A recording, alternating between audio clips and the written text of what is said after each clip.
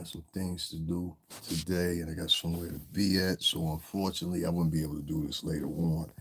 But I said, let me sit down and talk to everybody while I got the chance. Y'all give me a second here. I'm just getting comfortable. I said, let me sit down right now while I got the chance to talk to everybody, whatever. Make sure y'all share this, like this, subscribe if you haven't. Um, I'll tell you, preferably, we like people over here, like minds. We like people over here because I got to give some little decoration here.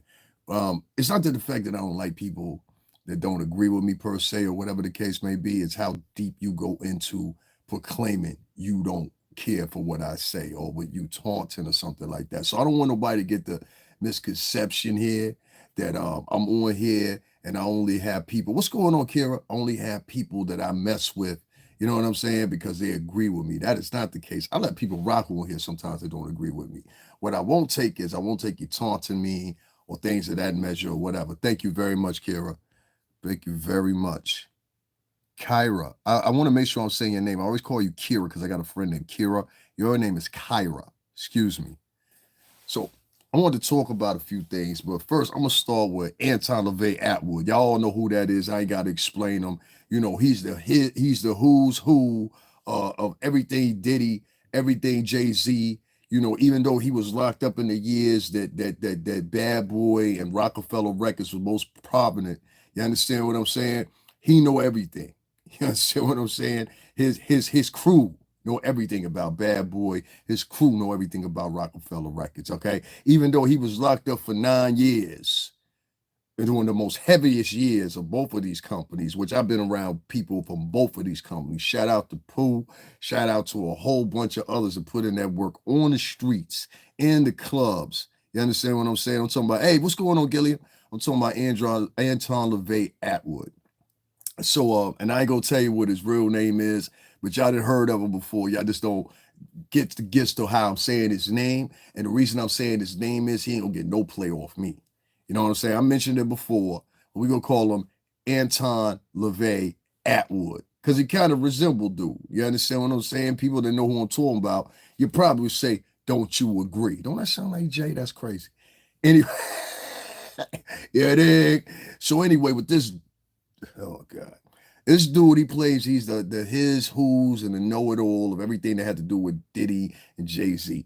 Him and his individual crew members, night after night after night, particularly two particular ones. You know what I'm saying? I'm gonna call him Fake Thor, and I'm gonna call the other one the French Canadian Owl. Let's put it that way. The French Canadian Owl and the other one, Fake Thor, they seem to have some type of thing going on. I don't know what it is or whatever. Maybe it's just me. You understand? But she gives him a lot of unnecessary comments. And from the women that I've been around before, if a woman give you unnecessary comments, I mean, she got something for you. You understand what I'm saying? And so, you know, I'll take it for what it is. So yesterday I was listening to them. They had a marathon live yesterday, right? A lot of people are gonna think, oh, I don't know what I'm talking about. You understand what I'm saying? But I know what I'm talking about. Thank you very much. Yeah, y'all please make sure y'all donate because let me tell y'all something, right? It's been a whole bunch of people over there, and I caught that yesterday too, where he said something slick. You know what I'm saying? And he was trying to get, I don't know if he was talking to Jaguar or he was talking to the French Black Owl chick. But he said something real slick and I caught it. But he said it so slick that the average mom wouldn't get it. I got it, but the average mom wouldn't get it. And he was kind of like talking about, oh yeah, the moolah you can make off of, you know what I'm saying, this YouTube thing. That's when I knew. I said, oh, okay, you doing this for the likes and the views. This is why Son did damn near a 12-hour live yesterday, but didn't forget the fact. See, a lot of people mess up like this. I'm going to give y'all one, all right? For the YouTube rules, this is the thing. You cannot do more than a 12-hour live. You understand what I'm saying? I mean, you could do 11 hours and 58 minutes. You could do 11 hours and 59 minutes and 59 seconds. But if that live goes over 12 hours, you don't get no playback options. So meaning that you can't play back the video after you get over 12 hours. It's like nobody can, you won't get any more additional views or nothing like that. YouTube does this thing where it puts it there in its place. I've seen this done a million times. If you just pay attention to YouTube, you would know this. You know what I'm saying? But a lot of people, they believe that they know it better than, you know, the rest of us. Prop unique voice. You sound like a cross between Busta Rhymes and Ja Rule. That's what's up. Oh, God, we got our first weirdo in here looking for a boyfriend. All right. Oh, wow. That was Willie D at first. Nah, this ain't Willie D, but shout out to Willie D, though, man. One of the real ones. He ain't out here doing that chump shit yet. So I wanted to play something for y'all, and I wanted to see what y'all thought.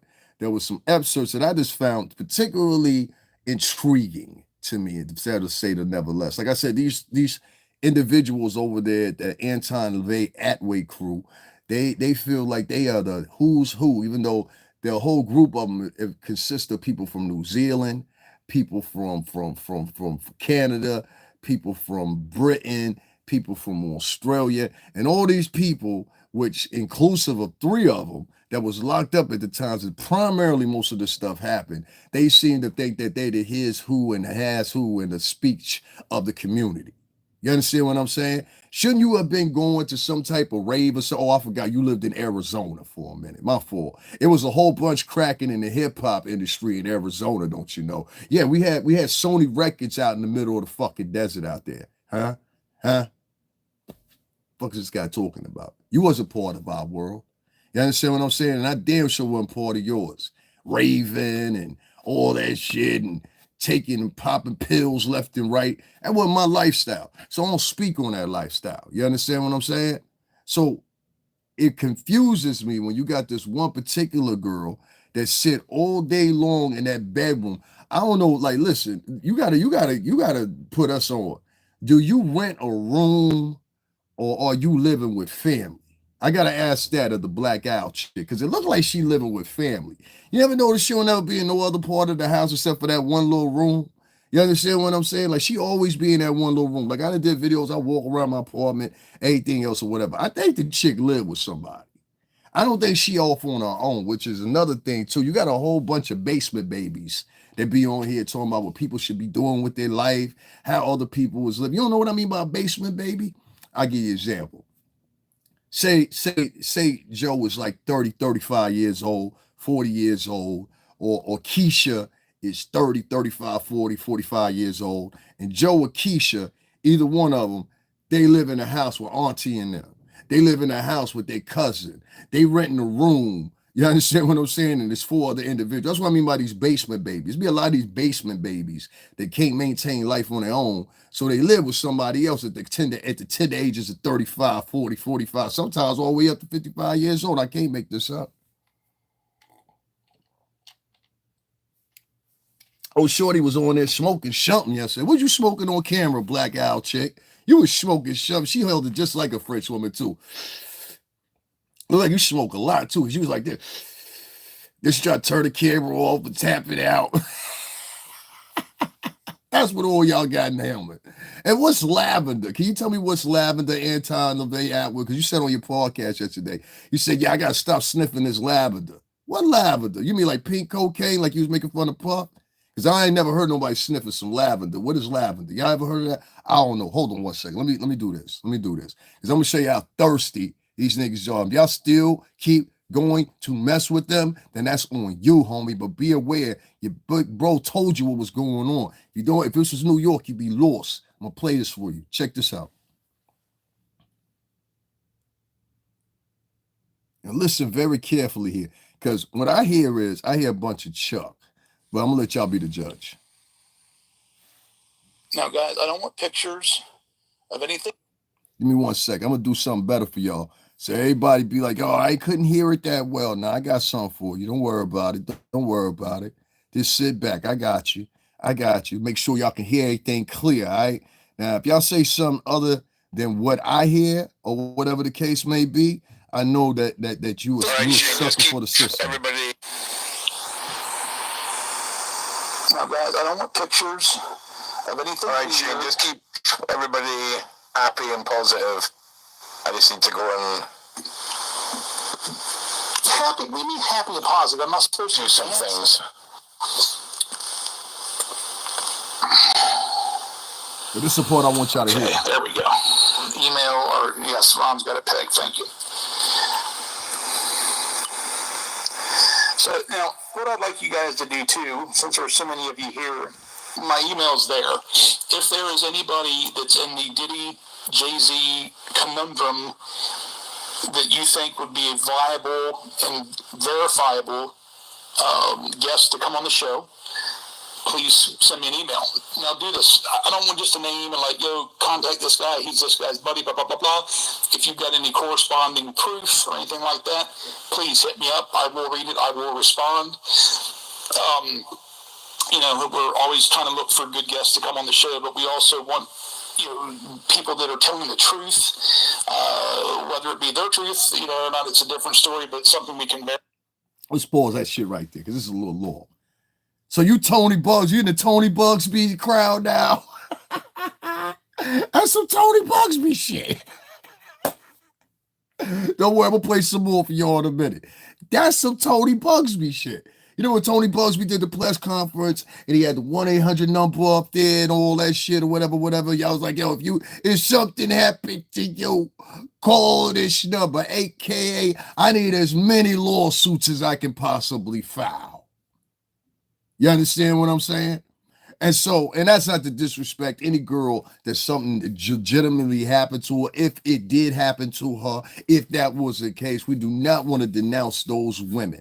You understand what I'm saying? Where the fact of legally, yeah, you can register them as victims if they have a pending lawsuit, but legality-wise, you're not supposed to be referring to them as victims, which we're going to go over that in a minute too, if they have not brought together litigation, if they have not had any type of pending allegation or whatever. So I'm not taking somebody to just come out of the blue like we saw so far with the Lamisha chick, respectfully but disrespectfully, like we saw with the Andrea chick, disrespectfully. You understand what I'm saying? Because she in rehab right now, ain't that right? Oh, I keep my ear to the street, son. This is why I dump it. This is why they call me professional. You don't get it? I earned my name. Like you ask anybody available there, I earned my name. I know how to find shit. So what I say is this, man.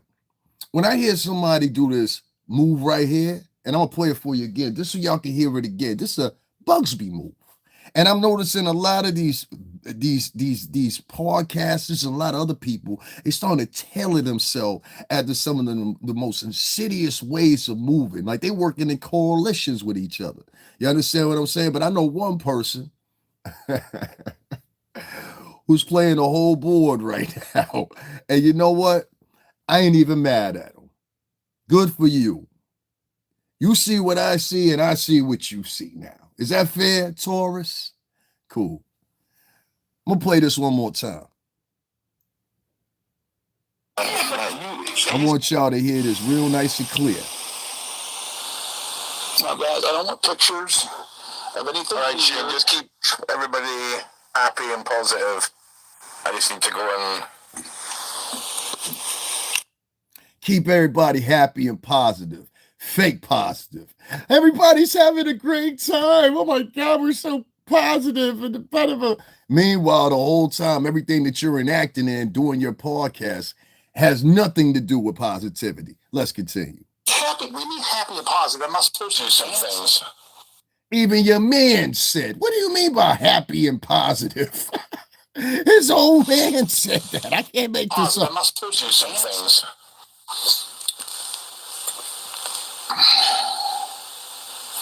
Listen to it one more time.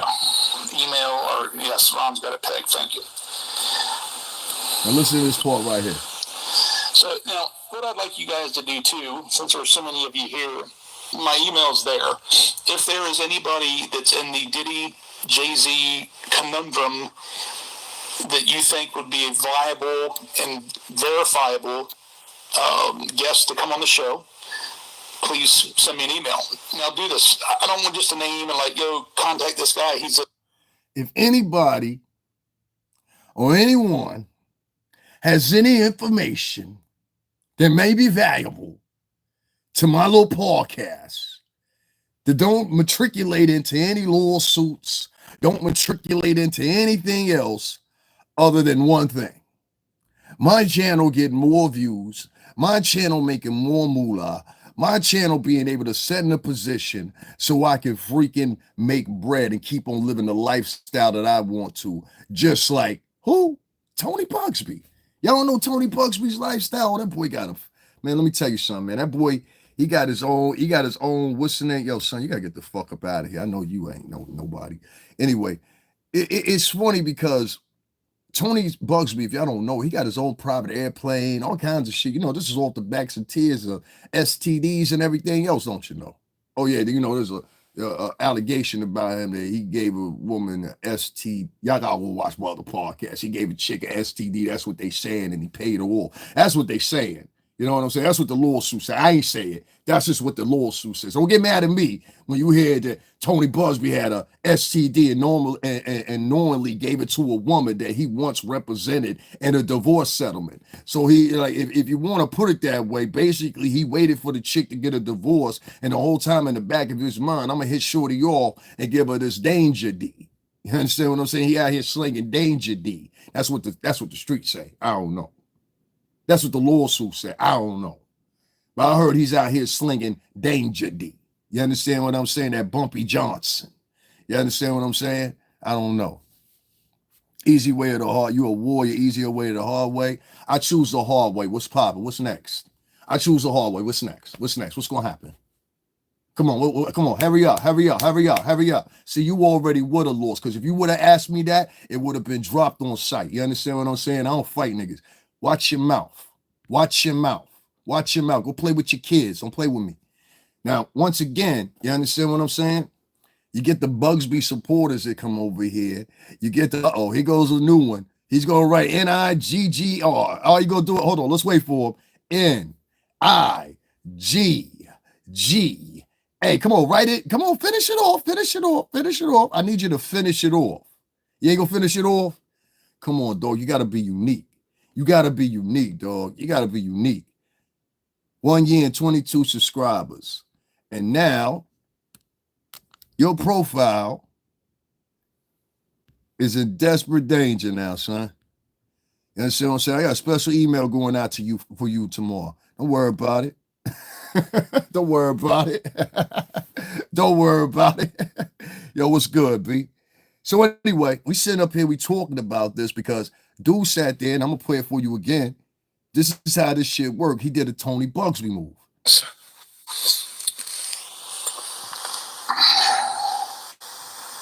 A peep gang. There we go. What's wrong, Trey? Y'all slip. Y'all. Robbie, yo, what's going on?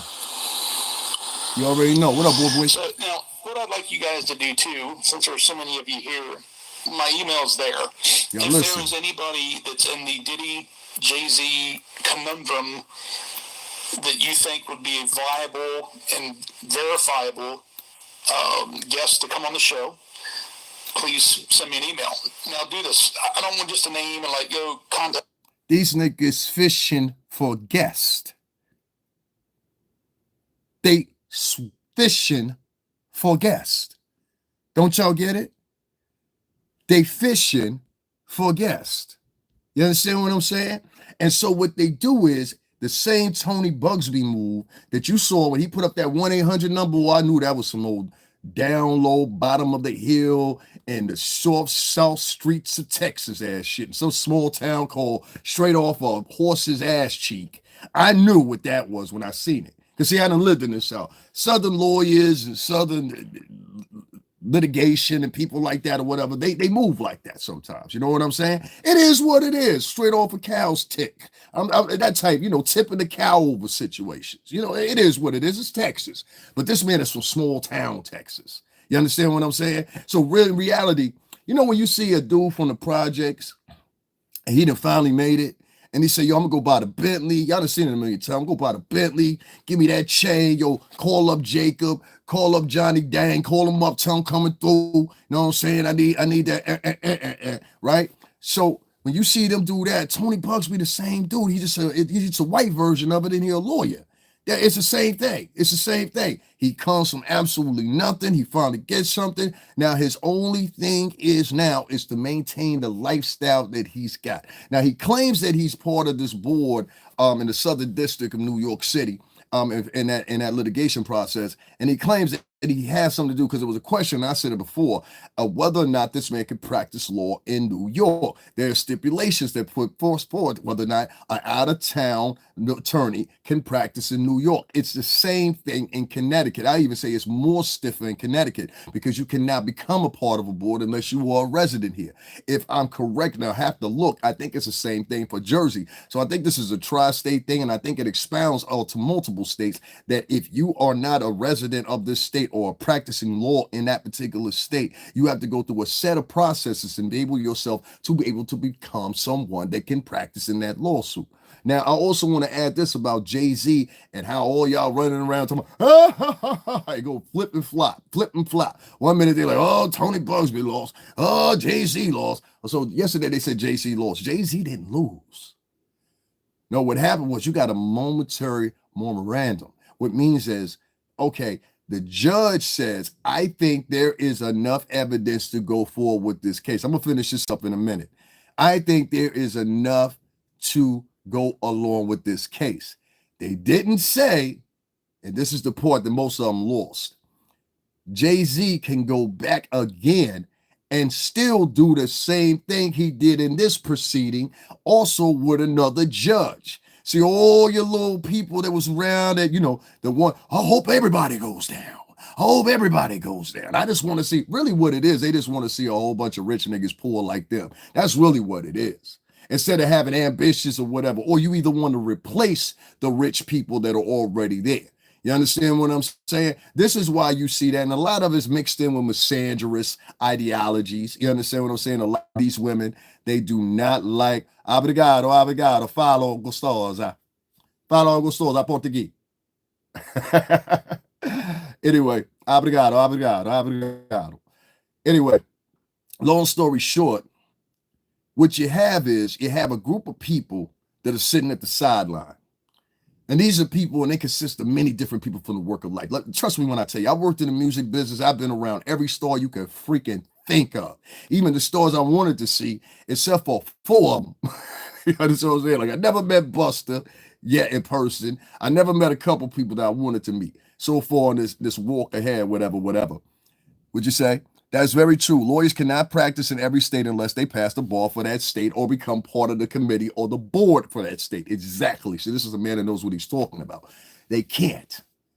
And so right now, Tony Bugsby is claiming that he's filing paperwork or whatever that will assist him and allowing him to actually, conduct himself and be able to adjudicate, help in the adjudication of this so-called lawsuit that's coming up or whatever, which I think in the end is going to get tossed. I think she played herself when she went up there to NBC. And like I said, a lot of people don't even connect things. That's why I say, if you ain't from the New York City area, you ain't going to understand what I'm talking about. I'm going to put one in your ear real quick, right? That's going to blow your mind.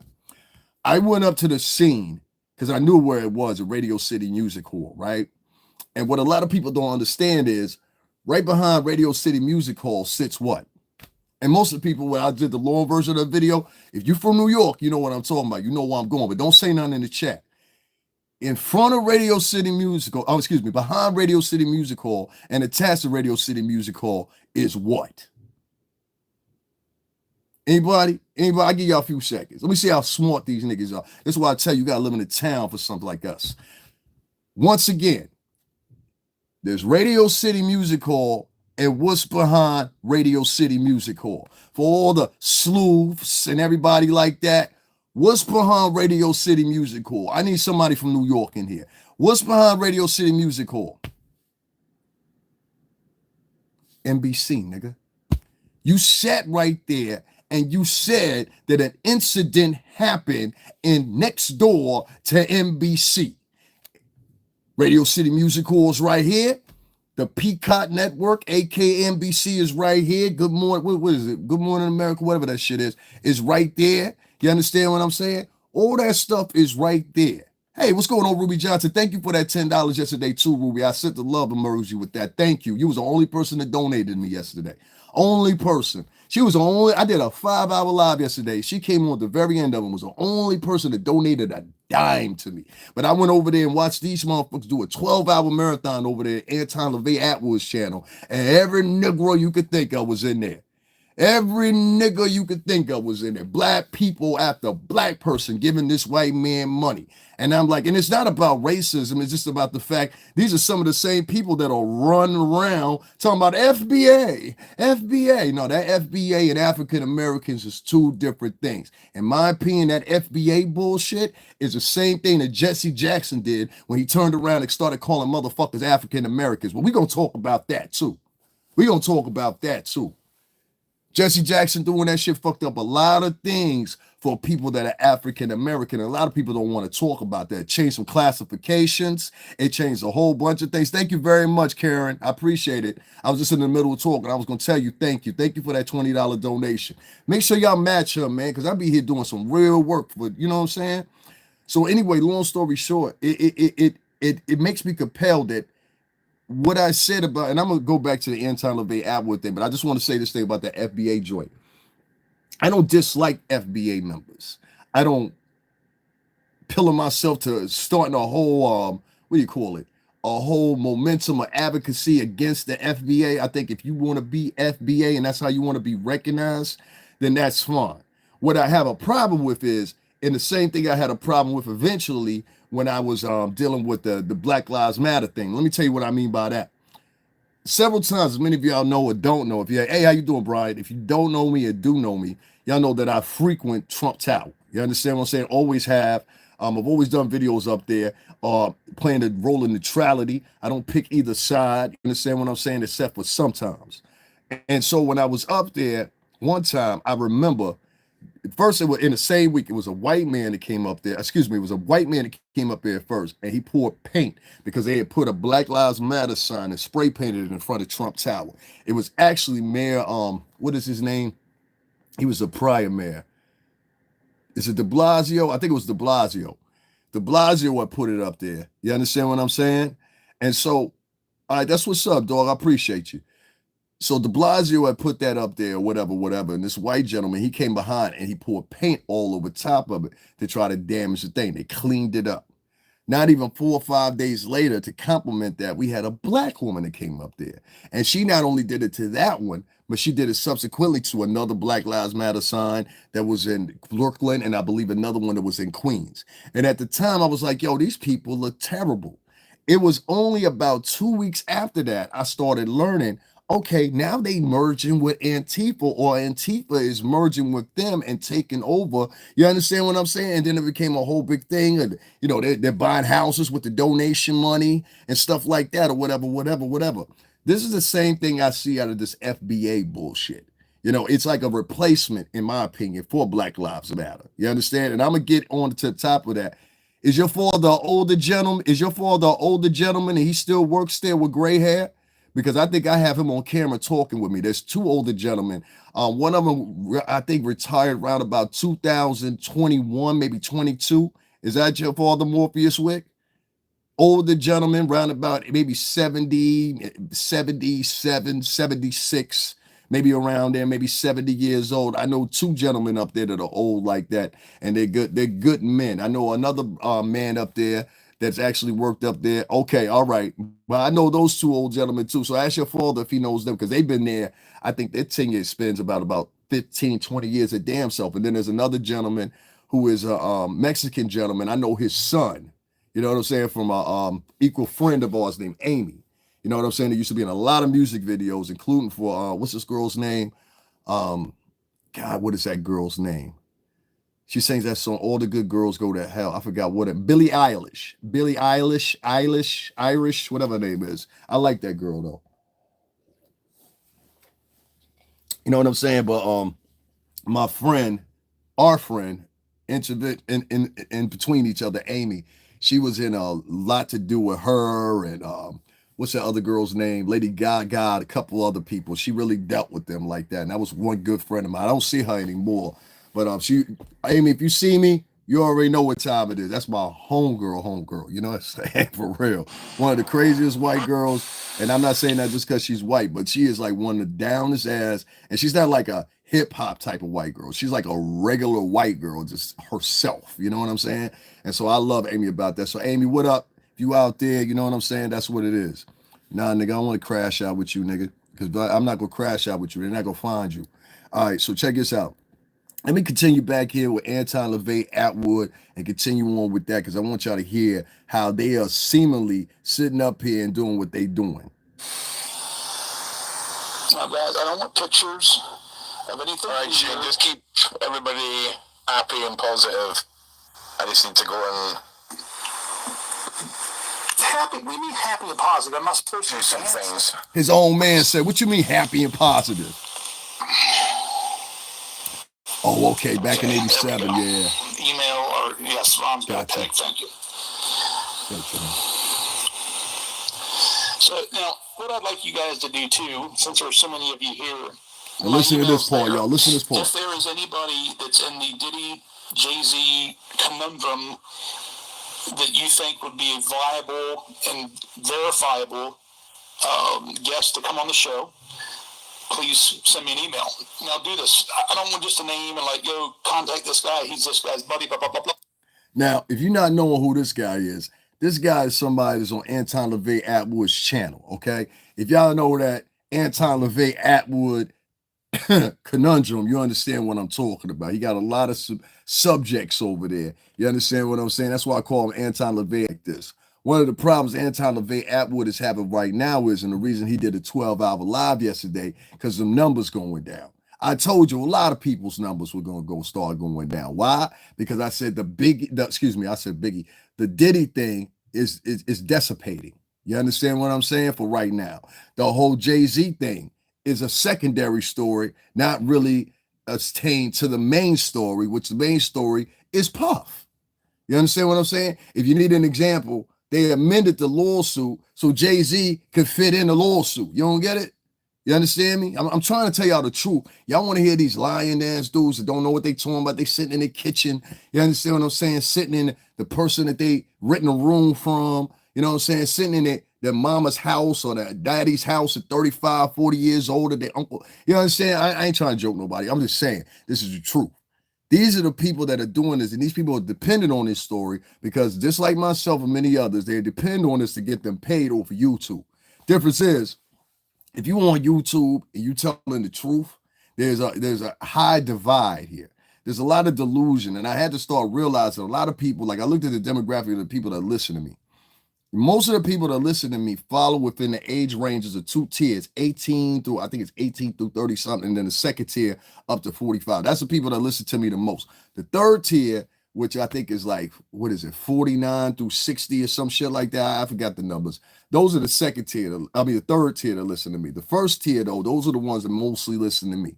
And so a lot of them, I got to remember in that first tier, they wasn't even alive when a lot of these things was going on. That's why I always use the part of a lot of these bloggers that's talking about Puff and what was going on with Jay-Z back then. They either wasn't around in the clubs or in the scene. A lot of them were too young to be around. Like some of these people talking about this story, they were 5 years old in 2000.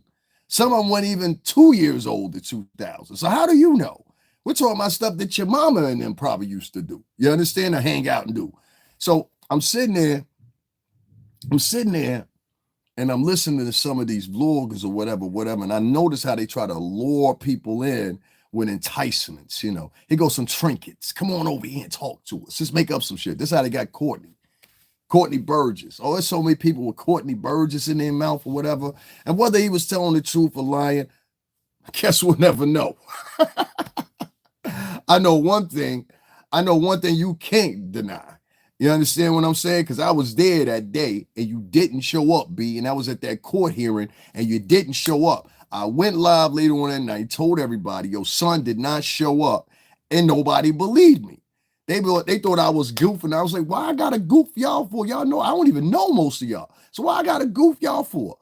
Psh, son, the next day, all of the same ones, Anton Levy Attwood, all the rest of them, they on there asking where his lawyer is, the chick, I forgot what her name is, little cute light-skinned chick. You know what I'm saying? I kind of want to hit it. But you know what I'm saying? Because she fine, don't get me wrong, I kind of want to hit it. I ain't gonna lie. I was looking at it, I was like, damn, I wouldn't like wife you up because like, the setback on a divorce with a chick that's a lawyer? You be like this on the cover of People magazine. Dad of law said $120,000 a month in alimony. A picture of him after the proceedings. I ain't gonna catch you like that. I'm trying to tell you, you be taking pictures like this. Cause she was smart. Y'all don't want to talk about Courtney Browder's lawyer? Man, son, stop playing with me. Like, she a little snappy, she a little sassy, whatever, but she could get it, son. I'm trying to tell you, she fine as a motherfucker. All them girls from out there in Chicago, a lot of them from Memphis and Mississippi and stuff like that, Alabama, whatever. So they got a certain look to them. Like, I've been out of Memphis before. Boy, y'all think y'all getting something out of Glorilla on them chicks. Some of the Memphis chicks down there, boy, I'm trying to tell you, be ready to give up the whole, but here, just take the whole wallet. You know what I'm saying? My pen is 333. I'm trying to tell you. I see Gorilla out here. Oh shit, a couple of them Lotto. What up, Lotto? You know what I'm saying? I hear you. I'm trying to tell you, his lawyer is Courtney Borges' lawyer. I forgot what her name was. Her name Ariel or something like that. Boy, I knocked the bottom of her ass for real. And she fine. You know what I'm saying? Like, what I'm gonna say? She ugly? You know what I'm saying? I might not agree with everything she said. I don't agree with all the moves, but I ain't gonna say she was ugly. She ain't sexy. That broad was sexy as hell. Like, get your fine ass over. What you playing all these games for? She look like she like street niggas too. You know what I'm saying? On the low. Anyway, somebody got potentially left out here. What did you say? Oh, somebody wrote, "Stop yapping, nigga." Well, you know they ain't gonna let you put that up on the screen. So you got me mistaken. You ever notice you get these black dudes to get on here and they act like they run shit, but don't do that with white men? See, I'm on here talking about a white man right now. But you punk motherfuckers over here talking about, "Stop yapping, nigga. Stop talking about master like that." Boy, go tap dance somewhere else, nigga. Come tap dancing over here. We're gonna do tap dancing over here. Anyway, long story short, let me go back to this because I want y'all to hear a little bit more of this right here before we move on, shall we? Hey, y'all listen one more time. This is from Anton Levy Attwood's page. Y'all getting the blueprint right here. You understand? Speaking of Jay-Z, y'all getting the blueprint right here. Pay attention. Now, guys, I don't want pictures of anything. All right, Shane, just keep everybody happy and positive. I just need to go and happy. We need happy and positive. I'm not supposed to do some things. This man said, "What you mean?" He said, "Say some things. Happy and positive." It's a game. There we go. Email or yes, Ron's got it pegged. Thank you. So now, what I'd like you guys to do too, since there's so many of you here, my email's there. This what you got to pay attention to. If there is anybody that's in the Diddy Jay-Z conundrum that you think would be a viable and verifiable guest to come on the show, please send me an email. Now do this. I don't want just. What we sending you an email for? You ain't a lawyer. What we sending you an email for? You ain't nobody that's going to fight in the courtroom. Like, sir, I respect you. Thank you for your service. Oh, excuse me. Thank you for your service. But honestly and truthfully, Duke, don't nobody give a fuck. You understand what I'm saying? Because me coming on your show or anybody else coming on your show, and I mean this too, if you in the hip-hop field, I see y'all on this man's show. You understand what I'm saying? And you not the type of nigga that you would kind of predict would be over there. You know what I'm saying? It's like it's certain people you just predict them to be over there. You don't know what I mean by that? Like it's certain people that I can predict. All right, this type of person would go over there and talk to Anton Levy Attwood because they ain't got nothing to lose. Or it might be some people that got a personal grudge that I'm unbeknownst about. You know what I'm saying? It could be anything. It could be anything. There's certain cats in the game. I respect them for saying what they want to say. You know, that might not be my experience. That might be some of their experience. You know what I mean? Is that fair? But what I ain't going to do is, I ain't going over there to discuss it with this motherfucker. How about that? How about that? Look here, Jack. Let me talk to you for a minute. Let me rap to you for a taste. So here's the difference. When you over there talking to them suckers that you talking to, ain't none of them niggas ever been locked up. You understand me? Ain't none of them motherfuckers ever did nothing in the street. Ain't none of them niggas ever motherfucking hurt nothing or let nothing die. You understand what I mean? When you talking to me, though, Duke, you talking to the wrong motherfucker, dog, because I have. You understand what I'm saying? And my problem is this.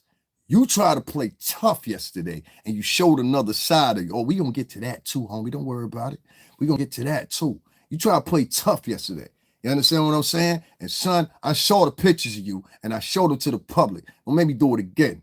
You understand what I'm saying? Because niggas ain't supposed to be smiling in jail. Fuck you smiling for? Only time you're supposed to be smiling in jail is when you just got off a VI, nigga. Only time you're supposed to be smiling in jail if your motherfucking commissary topped $100 and you was able to tap out an extra $25. You know what I'm saying? You ain't supposed to be smiling in jail. This nigga was smiling and doing exercises and the yoga and shit. I was like, what kind of Mickey Mouse ass facility was this motherfucker at? I don't even see the niggas at the Fed facilities doing shit like that. Listen, the day I see some pictures of Puff doing yoga and smiling and shit, or whatever, be like, all right, dog, we fuck with you, but goddamn, like, look, somebody hit Puff up, tell him don't do that shit no more. Tell him don't do that shit no more, man. That shit ain't good. Listen, he had a full regalia pink, I don't know what it was. He had like a fluffer piece around his neck, had a ball in his mouth, and some sunglasses on, and we supposed to take him serious. No, this is an ex-convict, nigga. You understand what I'm saying? I know an ex-convict when I see one. The fuck are we talking about? Now you got your mans right here that comes out of the blue, because I ain't never heard this dude before. He tried to front and stunt yesterday. Yeah, let me call the police. Let me call up to this jail system. Let me call up there. That nigga wasn't called nowhere. The whole time they knew where that Ronnie Bo nigga was. They knew where that nigga was. They knew where you was, homie. Right? They knew where you was. Because the first time he came back, he was like, yo, some people are telling me he might be in jail. Well, how the fuck they know if he went to jail? How come his girlfriend ain't telling y'all nothing? How come his girlfriend don't want to rap with y'all? His girl don't want to rap with y'all either because she see the tyrants that y'all are. That's why. His girl don't want him rapping with y'all either because of pure simple fact she see the direction y'all trying to go with him. See, this stuff right here, he hands you a couple nigga pennies. That's all it is. That's all it is. Couple nigga pennies to him. Here's $1,000. Here's $500. Here's $200. Whatever your price point is, you know what I'm saying? The only thing tell me is a nigga can be bought. If you going over there, you doing shit like that, you could be bought, my nigga. If you could be bought and your opinion could be bought, you could be bought. So don't tell me you won't do nothing for money if you sitting up. That's the shit that kill me. Niggas be like, I wouldn't do anything for money. Then why are you sitting here? Why are you sitting there? If you won't do nothing for money, why you sitting over? You sitting over there for the cool goodwill of your kind heart, huh? Your kind heart. You care? These niggas don't care, dog. They don't care. They don't care. Thank you very much, Karen. You understand what I'm saying? Like at least one person donated to me, guys. Y'all want to hit the cash up? It's $STRINGERBELL80. Also, be aware of this. Inside the description box, and I'm going to share it also, there's a link there. If you use that code right there and you sign up for Cash App and you don't have Cash App, you're going to get $5 today for nothing. You understand what I'm saying? So make sure you use my code, enter it in, and you'll receive $5 on your first issuance of gaining and signing up and utilizing your Cash App. And to be honest with you, everybody has Cash App nowadays. So if you don't have Cash App, it's crazy. I really don't do Zelle. It doesn't operate on my phone well. I don't like the way the transactions kind of take a time and you don't have anybody to call once the transaction doesn't go through. So I really don't mess with Zelle like that. I might go back to it, but I just had problems with it in the past, so I didn't use it. So right now I use the GoFundMe link, which is found in the description box. And also I find the Cash App does me fine. So make sure y'all hit that up and support that. And before I go on longer, I want to say this. These people did a 12-hour live yesterday. And in the conversation, he tried to sit there and say, yeah, Jay-Z put me in a lawsuit. Nigga, ain't nobody highlighting that shit but you. And how much of a narcissist do you have to be, Anton, Levy, Attwood, to sit there and be like, yeah, Jay-Z put me in a lawsuit? Nigga, I would have kept that shit to myself. I would have kept that to myself. I would have kept that to myself. It's not for rent. Damn right. True loyalty, honor, and respect is not for rent, sale, or hire. So that's what I say about these ex-stars, never could have been, should have been ass niggas, or whatever. I just continue to keep putting in work. Notice I get on here. There's only been one person that donated to me. But yesterday when they was on there watching that man, the GoFundMe is in the description box. So you have to click off the video and just click that little upside down triangle and the description box will pop right up. It's right where the title is. So where the title continues over, just click that and then you'll see it open. It's right at the bottom. You might have to scroll a little bit, but it's right there. And matter of fact, I'll do this. I'll do you one even better. I'll put this in the community section right now so you can go find it there as well, okay? So then that way it makes it easier for everybody. Because I share so much, I'll be forgetting sometimes, guys. I'm so sorry about that. But let me put that in here too.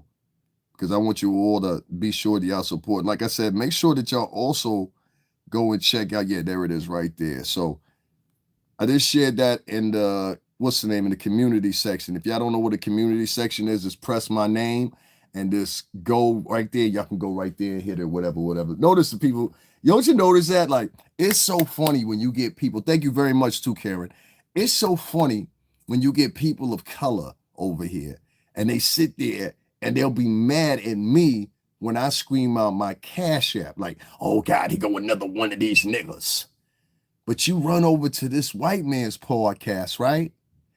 And I saw for 12 hours, niggas was sitting there. I'm talking about black faces, specifically a lot of women sitting up there giving Cash App after Cash App after donation to this man who in the pivotal years of most of the stuff that he's talking about, he was in prison. He was a drug addict. This ain't stuff I'm making up. You got caught out because you was a drug addict, son. This is wildly known news. I'm not making anything up on him, man. I wouldn't make anything up on him. Outside of this situation, I have nothing against the man. You understand what I'm saying? Hell, maybe one day we'll go have a beer. Who knows? But right now, we ain't cool, homie. We ain't cool. You was a crackhead, dog. You was a crackhead. You went to jail under the premise of being a crackhead. You understand what I'm saying? And it don't matter how many of motherfucking your soldiers you send over here or whatever the case else may be, the fact remains you was a crackhead. Yeah, that's what's up, man. That's what's up, man. We ain't forcing nobody to do that. I'm just pointing out the fact, Morpheus, that it'd be quite funny to me that many of these, like the popcorn Barney Rubble Planet dude, he over there making bank off of black and Latin people, and he ain't doing nothing but regurgitating other people's podcasts. That's it. You regurgitating other people's podcasts, you regurgitating news outlets and putting like a 10-second twist on it. But that's all it is. You're a fraud, dog. Oh man, yeah. That's what's up, man. That's what's up. Y'all. I be laughing at these niggas because it's two of these vloggers that be running around talking about niggas is this, niggas is that, or whatever. And they do that on purpose. These are black people. They do this on purpose because they want to deter you from dealing. They want to deter you from dealing with me and go over there and deal with them. You understand what I'm saying? See, it's on print that this dude was a crackhead. You understand what I'm saying? It's on print that you was a drug addict when you got arrested. You understand what I'm saying? You understand me? You feel me? All right, so cool. We clear. All right, we clear. You know what I'm saying? Because that's what they like to do. A lot of these black and Latin podcasters, they like to run around and call people out of names that are other people of color. But yet still, they won't go call out Anton Levy Attwood for his actions. I just played a clip for y'all and I'm going to play it again where this motherfucker literally got his mans talking about, if you're part of the Diddy situation or you worked with Diddy or anything else, I need you to send an email. We're going to interview you. And I'm like, who the fuck are these niggas? This is 3 ex-prisoners. Like, my nigga, let me ask you this. Would you sit up in a prison right in front of everybody as a white man? And see, out there in Arizona, that's totally different. Let's bring them up to Paul. Let's put them on Rikers Island. Let's put them in MDC down there in Brooklyn. Let's put them down in Jersey. You understand what I'm saying? Hell, let's put them up here in Connecticut in 2 of our prisons. You understand what I'm saying? I want to see if you would think you would slide by that easy. See, the reason you slid by so easy in Arizona is because it's Arizona. Go look at the demographic of Arizona and their population. You'll see it's mostly white. No problems. He wasn't going to have no problems. You don't believe me? I've been a mess in Tempe, Arizona. We went out there for the All-Star game, son. I know it very well. I remember when they first put those green trolley cars downtown. I think it was Mesa or whatever, so everybody could ride around. And I think that was like 2011, 2012. If you live out there, you know what I'm talking about. Those green trolley cars. I remember when they first put them out there. But let's go look right now. Let's go look right now. Just for shits and giggles, so we know we're not saying the wrong thing here, right? Arizona. Okay, here we go. Arizona, white.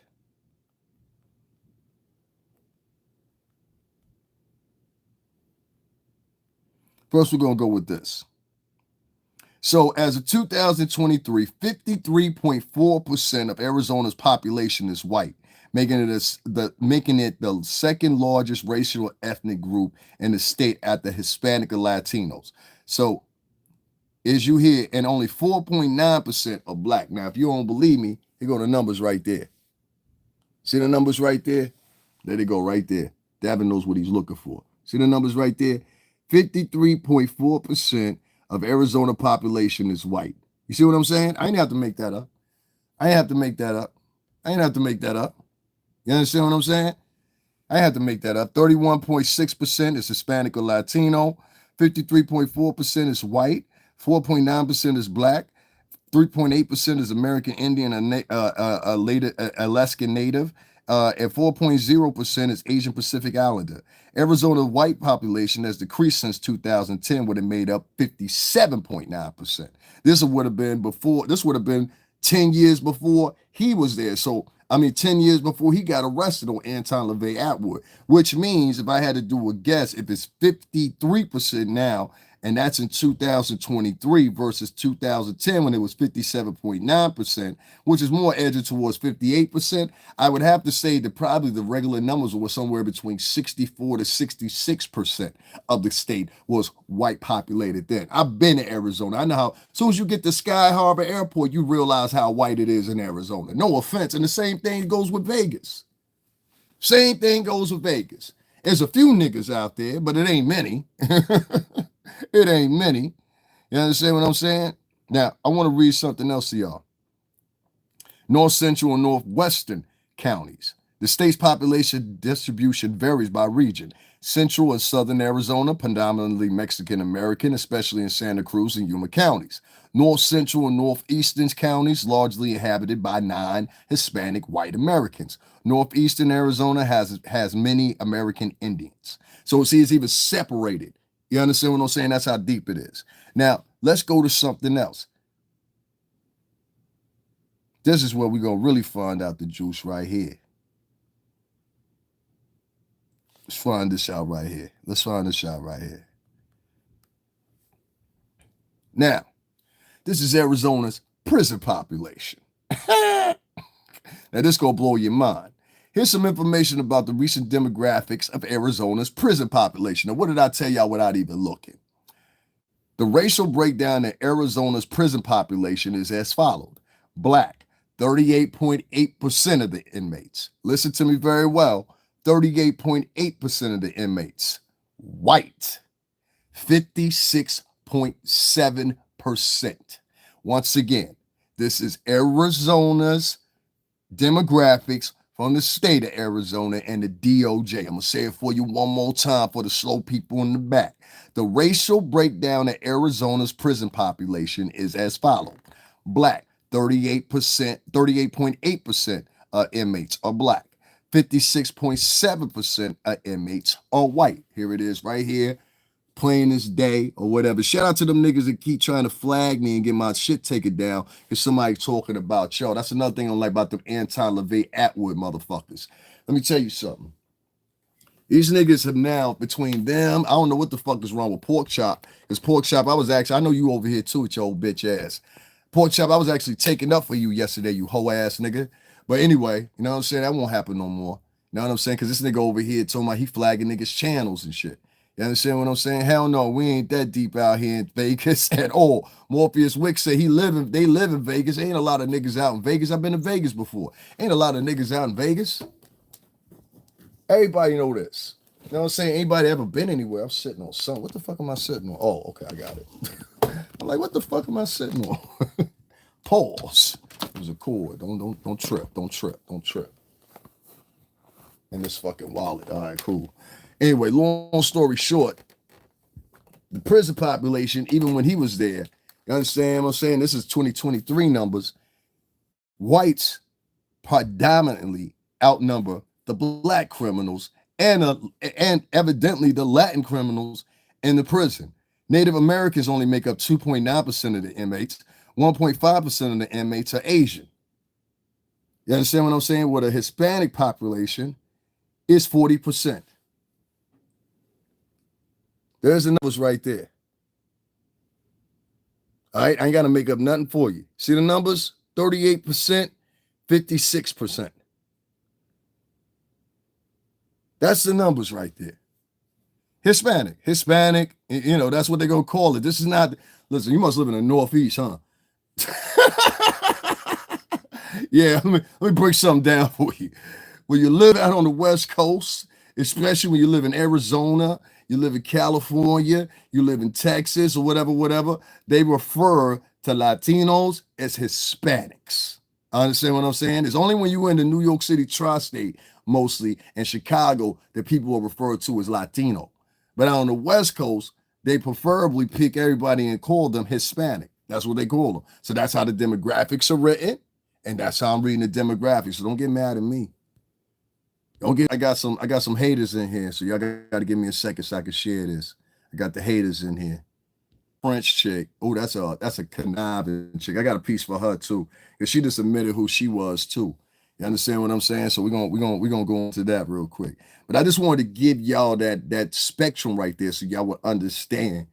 Duke, you was locked up with mostly white people. You wasn't locked up with nobody that was black or anything like that, to the extent of the fact of the matter. And I'm willing to bet that whole shit that you running talking about, yeah, the Mexican cartel. Let me tell you, if the Mexican cartel is in prison in Arizona, evidently they would have brushed you something dirty if they knew you was in there snitching on motherfuckers.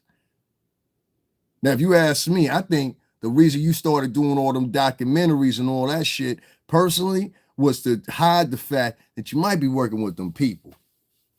Your man was real easy yesterday calling the police and shit. You understand what I'm saying? Real easy. And then, you know, I got extensions where I can do things like that too, but I ain't doing it for the reasons he was doing it.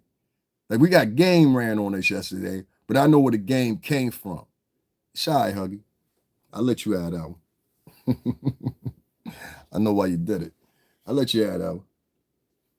Good job, Taurus.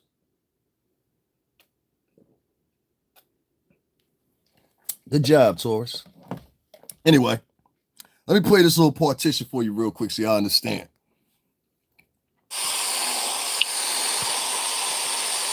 Now, guys, I don't want pictures of anything. All right, Shane, just keep everybody happy and positive. I just need to go and happy. We mean happy and positive. I'm not supposed to do some things.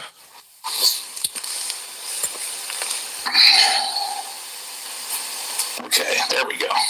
Now listen, yes, Ron's got it pegged. Thank you. So now, what I'd like you guys to do too, since there's so many of you here, my email's there. If there is anybody that's in the Diddy Jay-Z conundrum that you think would be a viable and verifiable guest to come on the show, please send me an email.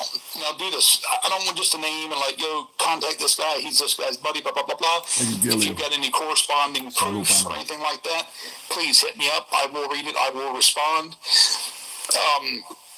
You know, we're always trying to look for good guests to come on the show, but we also want, you know, people that are telling the truth, whether it be their truth, you know, or not, it's a different story, but something we can verify, and put out good content. And that's the one thing that I've learned about being part of this channel is that, you know, Sean doesn't want to put out junk.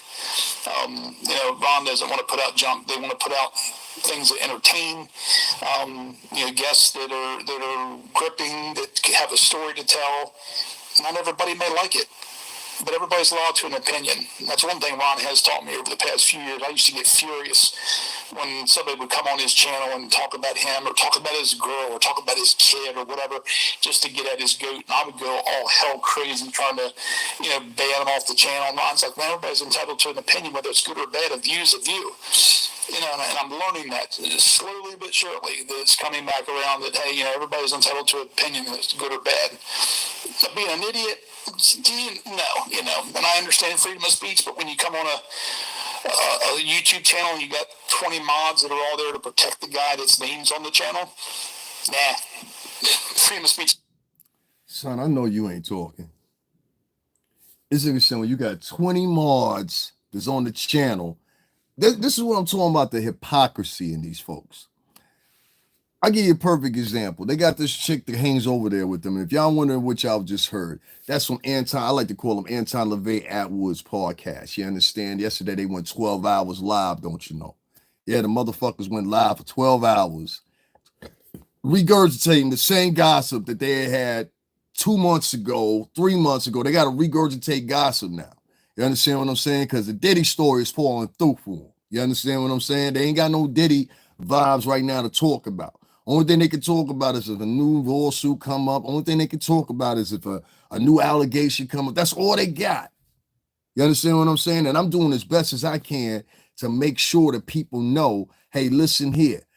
Don't go over there talking to them folks like that. Not just particularly them, but people that are like in that mindset. That's for one. That's for any star, ex-star, whatever the case may be. Don't go over there talking to them folks. So once you go over there talking to them folks, you're now in a mixture with them. Now they want to play musical chairs with you. They want to send you over to their man in this podcast. That's what happened with the Lionel B dude, and that's how he got caught up. If he wasn't so thirsty for sitting there fucking with them niggas or whatever, well, it really wasn't his fault. What happened was, and I remember when this happened, they was over there on Anton Levy Attwood's page or whatever the case may be. And what had happened was, dude came in, and was it? No, I knew what it was. It was the French chick. That's who you really got to blame. That's why I think she goes so hard at Lionel B, because subconsciously she think in the back of her mind, hey, I was the one. And don't lie, because I still got the clip of it. She went in there. She was the one that went in there and she said, oh, have you seen Lionel B? And if you don't believe me, go over there and ask Anton Levy Attwood. He gonna tell you the same thing. He just probably forgot. You understand what I'm saying? Yo, I for real be in a spiritual warfare out here to protect your mind. Now, ain't no spiritual warfare. It's just trigonometry, my bro. It's the same tactics they always been using.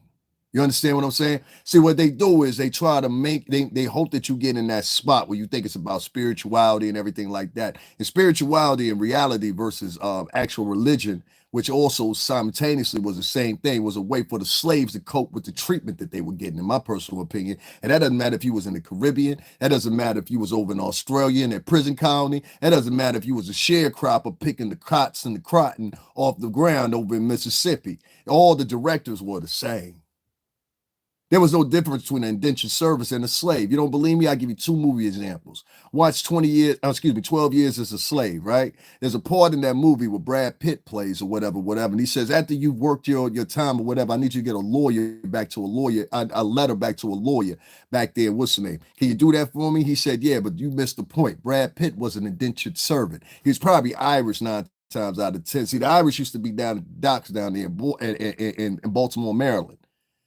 A lot of people don't know that accent you get down there in Baltimore is from the Irish and the Dutch. Same thing with Pennsylvania. It's from the Irish and the Dutch. You understand what I'm saying? Benjamin Franklin was a Dutchman, believe it or not. He wasn't an Englishman, he was a Dutchman. So my point is, just hear me out. My point is this. You get a lot of these guys that get on these podcasts or whatever, and they try to feed you stuff. You understand what I'm saying? Oh man, you really got to get some friends, dog. You really got to get some friends, dog. How many people you got on here? You've been on here for 10 years. You've been here for 10 years. 10 years, you got 6 subscribers. Seriously, Mark, you too old for this. Was that your mother? Is that your mother in the picture? I want to disrespect your mother. Is that your mother? Illusion AMK, that's your mother? You've been here for 10 years and got 6 subscribers. You ain't making that woman proud, man. For real. And she looks like a horse. Continuing on. A lot of these podcasters and subscribers, let me add that on, as you can see right there. Their whole trait is to do one thing and one thing only: disrupt. You understand what I'm saying? And that's what they doing to you again. Now, I'll give you another example. If you go watch the movie Django Unchained, right? There's a scene in there when he's walking up the stairs with Mr. Muggley at the Cleopatra house where they was getting ready to go to the Mandingo fight to meet Calvin Candy for the first time. Remember that scene? He says in this, and I quote, "One might say that I was born and bred to be Calvin's lawyer," which Jamie Foxx, Django, replies, "One may say that you's a nigger." He said, "What'd you say, boy?" He said, "Nothing." You understand what I'm saying? So that's the case right there. Oh, is that Ron? Is it Ron? What's up, Ron? What's up, man? Yo, listen, Ron, let me tell you something, bro. I think you a bitch. You understand what I'm saying? Straight up like that. I think you a bitch in real life and online. How about that? You know what I'm saying? I don't need fake profiles. I'm not coming to y'all podcast to drop no words or nothing like that or whatever. So y'all can keep coming over with the fake profiles and all that shit. I think you a bitch, nigga. All right? Straight like that. You know what I'm saying? And I'm gonna talk about some other shit too, because these bitch ass, whole ass niggas be trying to hide behind men now. Like, what kind of man? Like, that's what you did in prison too, right? He's like, "Yo, listen, man, you catch my back, I got a whole bunch of soups for you. You understand? I'll throw you 3 bags of chips next month on commissary. Just hold me down." That's what you was paying your way, dog. You ain't had no respect up in there. You was paying your way. You was washing clothes and shit like that. Niggas like that was washing drawers, dog. Trust me. Trust me. Braiding hair and shit like that. You know what I'm saying? For real, I can't take no nigga that was locked up and got long hair anyway. You understand what I'm saying? If you was locked up, you got long hair. Who in here know what I'm talking about? Trust me, the only nigga that was locked up with long hair. That's all I'm saying. You know what I'm saying? And he lived to talk. Oh man, you know, it is what it is. You know what I'm saying? And I call it for what it is. And I want to play this last partition right here because I want y'all to hear this part right here. And this is from the Canadian Black Owl chick, who I've been telling y'all what her modus operandi. Let me tell you something. It's not the fact that Levy Attwood is white. I think what the problem is the fact that's coupled with 2 things.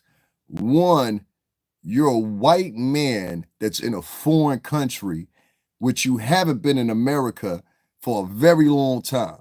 Even when you were in America, you didn't have a very big scope of America because the only thing you knew was Arizona. So you knew Arizona lifestyle, Arizona moving. I mean, maybe you moved to Cali, Vegas. You know, those are local. You know, you can get from Arizona to LA in 2 hours. You're driving. You really can. And so, you know, it's a local thing for them. You understand what I'm saying? It's not a long ride. Oxnard, all that shit out there. It's not a long ride. So you can get from from Arizona to LA in about 3.5 to 4 hours. You can get to Vegas from Arizona in about 2 hours. My fault, I messed that up there. But irregardless, that's the driving pattern right there. You understand what I'm saying? So they're very in close reach of each other. Colorado the same or whatever. Sometimes you can get a scope if you've never been out of those areas. That's most that exist in those areas. You understand what I'm saying? Like, that's your whole reality. You don't know nothing about going to Limelight. You don't know nothing about going to Speed. You don't know nothing about going to the tunnel. You don't know nothing about being over Riverport Towers. You don't know nothing about being over Marcy. You don't know nothing about being over in Sumner. You don't know nothing about being on 1540 Broadway. You don't know nothing about being up in the 50s. You don't know nothing about none of that shit. So respectfully, sir, instead of sending out kites talking about you looking for people from the music business to talk to, it sounds like you're trying to form a narrative, my nigga. And I don't know where you're getting it from. You understand what I'm saying? But the shit sound kind of sloppy, wouldn't y'all say? Sound a tad bit, a little sloppy. It's a little sloppy.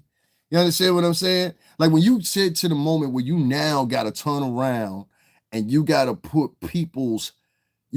your email out to people to get people to bather in. That sounds like somebody trying to create a narrative, and that's that Tony Bugsby style that I'm talking about. You see, the what's the name? Now, this is really, ladies, if y'all in here, this is really gonna blow y'all mind real quick. I want to listen to this. All right, this is from a Canadian black shista who is firmly telling you what I told y'all before, and I made sure I looped this so y'all can hear it real clear of what her inner desires are. And that's why I told y'all the other day. I said, yo, it sound like chick, because I've met chicks like this before. It be chicks out here, you think they be dark skinned or they got real ethnic looking features or whatever. And you be like, oh man, they could never want to date anything other than a black man. No. What they lust after is something other. And you're going to hear it right here. Check this out. That's what I hope. I hope one day I learn, right, that if I can read your mind. Oh, hold on. I forgot about this one right here. I accidentally pressed the wrong one. Before we get into the Canadian chick, let me let y'all hear this. When I say this man is a master manipulator, in my opinion, let it speak for itself. That's what I hope. I hope one day I learn, right, that if I can read your mind, right, which is why I'm focusing on learning, not your mind, but specifically. Here's the thing for me, right? Yes. I'm getting really good at pulling things out of people's heads. I want to see if I can start putting things in people's heads. That's the next step for me, right? And then, Y'all listen to that one more time. That if I can read your mind, right? Which is why I'm focusing on learning, not your mind, but specifically. Here's the thing for me, right? Yes. I'm getting really good at pulling things out of people's heads. I want to see if I can start putting things in people's heads. That's the next step for me, right? And well, is that not dark magic? Oh, yeah. Ron, is that not dark magic? Oh, yeah. That's fake Thor. Y'all heard fake Thor? He said, I want to get good and not just predicting what people are thinking, but I want to get good and making people think what I want them to think. These the niggas y'all going to fuck with? This y'all mans in them? Let me play this one more time, man. Y'all losing me. Y'all losing me, right? I got y'all. We're gonna pick up on the other chick later because I think this is more important. That's what I hope one more time. I learn, right, that if I can read your mind, right? Which is why I'm focusing on learning, not your mind, but specifically. Here's the thing for me, right? Yes. I'm getting really good at pulling things out of people's heads. I want to see if I can start putting things in people's heads. That's the next step for me, right? And well, is that not dark magic? Oh, yeah. Oh, yeah. This y'all mans in them? So let me get this straight. Black American people, FBA people, are over there donating to a dude and his crew, which the chick who she's obviously got a crush on this man or something that just had a brand new baby. Congratulations, by the way. I really sincerely mean that. You just said, yeah, it is witchcraft. And I've been saying from the very start when this dude said, hey, listen, one thing you don't get mixed up with me. Y'all know the character and take away the because one person gonna say this dumb shit. He was a traitor. All right, whatever. I'm not the traitor.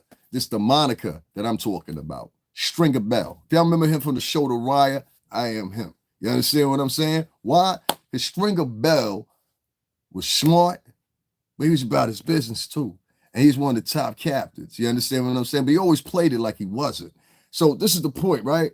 My thing is, when I hear someone sit there and say, I want to start being able to inject something in someone's head, that disturbs me. I ain't disturbed by that. She said dark magic. And do you see her goofy ass always over? That's what people be talking about. That's why they get on you. Because today she was over at a podcast today. She likes to play the game. She's trying her hardest to be Jaguar. Jaguar, I know you didn't sunder. You understand what I'm saying? I get it. But the point is she's trying to be you now. So now she's trying to get online and she's trying to play the same role. Oh my God, all these people are attacking me. And I don't know. This is her today. These people are attacking me and I don't know why. And I'm just so innocent. And she tried to play the white girl tears the other day. It worked for a couple of them. You understand what I'm saying? Like, in my opinion, you know what I'm saying? Like, you got to be a very attractive woman to play white girl tears. Even white girls know that. You know what I'm saying? And fake crying. You wasn't crying when this motherfucker just sat there and said, I want to get in people's heads. Whose heads? Niggas' heads? You want to get in black people's heads? That's whose heads you want to get into? You want to get in the niggas' heads, huh? All right, I got you, boy. From that prison county. Look, you can fill the rest of them. I know with y'all.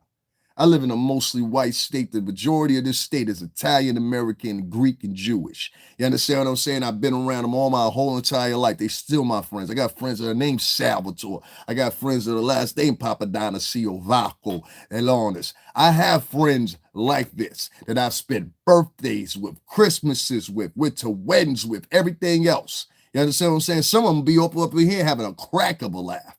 You understand what I'm saying? Because they know what you are too. You know what that is? PWT. Y'all figure that out. PWT. That's what we're gonna just leave it as an acronym. PWTs.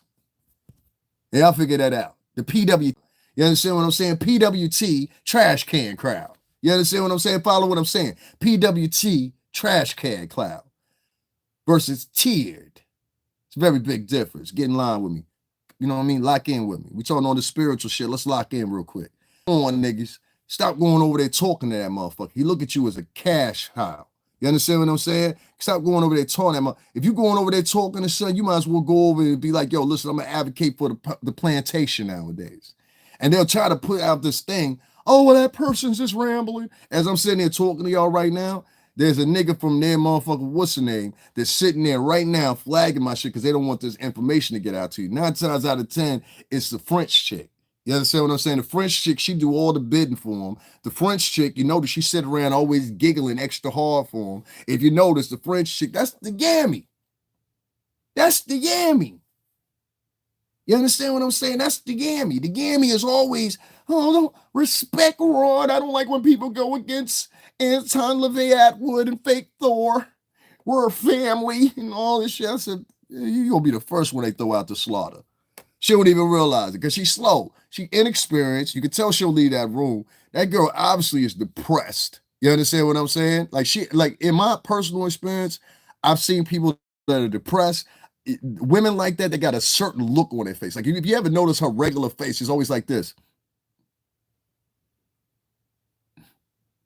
That's somebody that's oppressed, dog. And I feel like y'all even taking advantage of sister girl. You understand what I'm saying? Like regardless of the fact, and I'm gonna break that down and segue that too, because everything she say ain't wrong. You understand what I'm saying? Like I understand, I can feel what she talking about when she say from the Caribbean aspect, how people was joking on her talking about she ain't black. I don't agree with that. You understand what I'm saying? She is very black. In fact, I would go as far as to say her and Haitian people were the pre-emphasis for a lot of these slave revolts. So you better think Peter Toussaint. You understand what I'm saying? He's the one that led that revolt. Understand what I'm saying?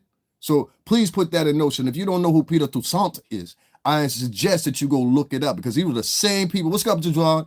These were the same people that followed behind him in the Americas and the Jamaicas, and even up to this day, you would even up to at that time, you would heard Marcus Garvey even speak of Peter Toussaint. You heard Malcolm X speak of Peter Toussaint. You heard Louis Farrakhan speak of Peter Toussaint. So I don't agree with that. You understand what I'm saying? I don't agree with people coming at her about that. She's very black. Niggas out here acting like, oh, well, we was colonized by the English and we got more freedom. Nigga, they'll throw you on the island like the rest of them. You think they did that with field niggas and house niggas? Well, look here, you're French. You can go in the house. Look here, you're English. You go out there in the field. You think that's how they thought? You thinking shit pop off the board, they gonna care about whether or not you from Africa, Haiti, Morocco. They don't give a fuck. You a nigga. Your own individual, and that's why I want to segue into this. We had enough of that. I'm gonna play this one more time just so y'all can hear this to see what type of time these niggas on over there. And I'm saying to any real motherfucker, whoever it may be. You understand what I'm saying? You go over there fucking with these niggas and sitting down with these niggas.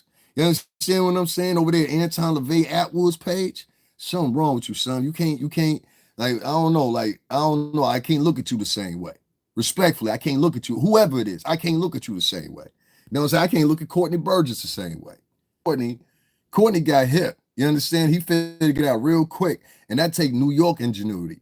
He figured out, oh, this some fuck nigga shit. You understand what I'm saying? The way you made your mistake, Courtney, was the pure simple fact you called that press conference with TMZ trying to get in the mix. You shouldn't have never did that. If you would have never did that, it would have slid under. You could, and if you had something to prove or whatever, which most people are saying is BS, but if you had something to prove at that time, excuse me, y'all. If you had something to prove at that time, it would have been proven. It would have came out on its own. That the story itself would have sold itself. You understand what I'm saying? It was the fact that you want to call TMZ and or your fine ass lawyer. I swear to God, I knocked the body of your mom. What's up? How you doing? How you doing? Word, my mother. Yo, for real. She mad fun. For real. She is guilty. What's her name? Ariel or something like that? Whatever. Yo, Ariel could get it. Yo, mom, holla. For real. And she a lawyer and all that too. Only thing is we can't never get married because you know the setback on a divorce with a chick that's a lawyer? Oh man, she'll find that shit you haven't even knew existed. But shout out to her though, because she's sexy as fuck though. But anyway, she got a nice little frame, everything. I was looking at her, I was like, yo, I don't like what you saying, but at the same time, I'm like mad attracted to you. Like, you know what I'm saying? Like, I always want to come through the screen and be like, get your fine ass over here. You know what I mean? Like, oye, mujer, ven pa acá. You know what I'm saying? Saludos, tú sabes, mujer, no negra. Bueno, me gusta. Ja. So anyway, I'm sitting there and I'm listening. And I hear this part right here come up in Anton, Levy, Attwood's podcast. And I want y'all to hear this little part right here. And then I'm going to segue, get on these FBA niggas, whatever, real quick. And then I'm done. All right. Guys, make sure y'all hit up the Cash App, support this channel. Just like all them so-called FBA African Americans was over there yesterday doing the Anton, Levy, Attwood's marathon for 12 hours, regurgitating old conversations that nobody give a shit about. You understand what I'm saying? For real, yeah, we're going to end this up in about the next 10 minutes, all right?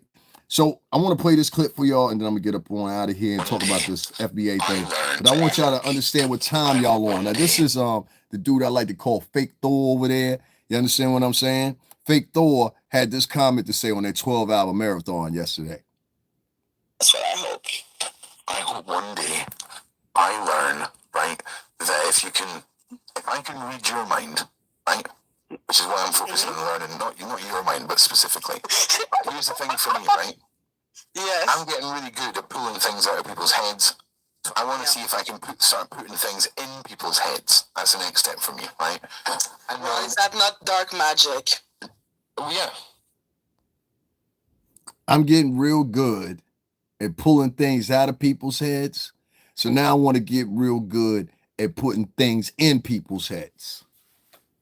So 4 motherfuckers just logged off when I said that. They with them. They over there rocking with them. You understand? With them. Y'all want to keep donating to them niggas right to that? Y'all keep donating to them. I ain't gonna stop nobody. But what I want to tell y'all is, make sure y'all watch for the phoniness out here. This man just said in his clip, he want to learn how he's become good at extracting things out of people's heads. Now he wants to be comfortable with putting things into people's heads. What type of people do that? See, this is why y'all always getting fooled every time. This is why y'all got fooled with 40 acres in the mule. This is why y'all got fooled on the Emancipation Proclamation. This is why y'all got fooled on the Civil Rights Bill. This is why y'all got fooled on what was it? The New Deal, whatever the hell. All these things. This is why you always get fooled on them, because you take their face value based on the people that's saying it. These people are getting ahead in the game because of the skin, the color of their skin. And if they sit there and say that they're not, they lying. Ain't that right, Anton, Levy, Attwood? Ain't that right, Fake Thor? Huh? I'm gonna say the other piece later for old French black owl chick, because you said some wild shit, man. You said some wild shit. I was like, word, she just said that. You know what I'm saying? For real, for real. Oh, come on, man. You gotta do better than that one. You gotta do better than that one. You gotta do better than that. We don't talk to fake profiles. You know what I'm saying? We ain't even got Diddy in the title. So that means you've been sitting over here. You know what I'm saying? Diddy ain't even in the title. Oh well. Anyway, long story short, you know what I'm saying? Outside the riffraff to be up in here. We ain't even talked about Diddy in the title. We ain't even spoke about Diddy. You understand what I'm saying? We ain't even talked about Diddy. That's what go to show you.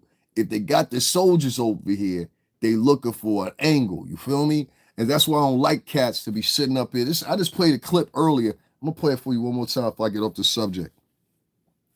You know what I'm saying? Shorty sitting over there with a band of devils, and she's starting to find out. That's why I ain't going that hard on the French black owl chick tonight, because I got to understand how old she is. You know what I'm saying? She don't understand. She don't understand what's going on. I hope one day I learn, right, that if I can read your mind, right, which is why I'm focusing on learning, not your mind, but specifically. Here's the thing for me, right? Yes. I'm getting really good at pulling things out of people's heads. So I want to see if I can start putting things in people's heads. That's the next step for me. Now, there's such thing as a slip of tongue. We done all done it. There's such things as, yo, I ain't mean to say that, or I ain't mean it like that. That nigga meant that shit like that. And his mans, if that's your mans, he mean the same thing. You understand what I'm saying? And so do the rest of them that work over there with him. I want to let y'all hear one other thing. This was from earlier. Now, guys, I don't want pictures of anything. All right, Shane, just keep everybody happy and positive. I just need to go and happy. We mean happy and positive. I'm not supposed to do some things.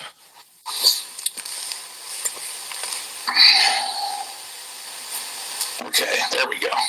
And this part right here. Yes, Ron's got a peg. Thank you. So now, what I'd like you guys to do too, since there are so many of you here, my email's there. If there is anybody that's in the Diddy Jay-Z conundrum that you think would be a viable and verifiable guest to come on the show, please send me an email. Now do this. I don't want just a name and like, yo, contact this guy. He's this guy's buddy, blah, blah, blah, blah. If you... Yeah, this thing. And he want the top tier niggas to sit up there with him. He want the top tier. Thank you very much, Lakia. He want the top tier. Nigga, y'all don't see this shit? Talking about I ain't for y'all. What the fuck y'all mean I ain't for y'all? I been for y'all. Y'all niggas ain't for me. Ain't a motherfucker except for one person gave me a donation today or showed me some love. I'm out here showing y'all I'm doing the Lord's work. You sitting over there on your channel acting like you holier than thou, and I know when a nigga run a game, son. I live in the New York City tri-state area. When you get niggas to shit up there all the time and they trying to present themselves in a position they so great and they so holy or whatever, that's the motherfuckers you gotta watch. That's the people you gotta watch. That was about 6 of them that just hopped off. That's with that crew. You understand what I'm saying? I listened to Shorty, the French Shorty, talk about how a particular person was out here running around trolling people. You understand what I'm saying? I know Huggy come over here. I ain't worried about Huggy coming over here. Huggy know who the fuck I am. I know who she is. We get into the same type of shit. And we the same sign. So she know how I think, I know how she think. Like that. But what I'm saying is this. This ain't about Huggy.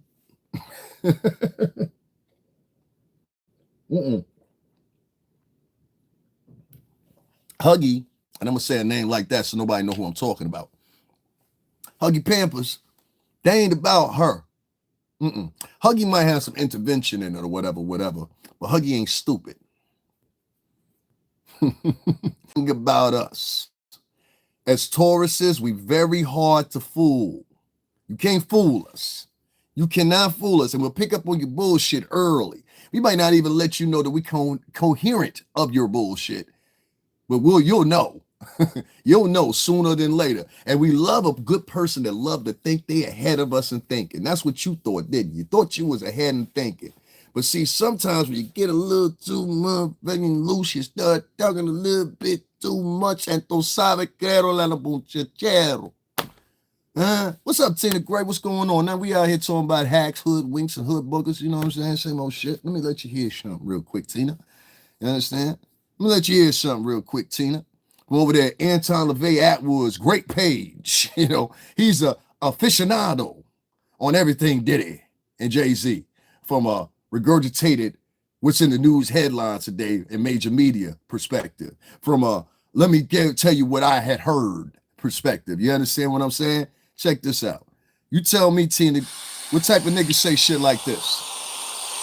Now, guys, I don't want pictures of anything. All right, Shane, just keep everybody happy and positive. I just need to go and happy. We mean happy and positive. I'm not supposed to do some things.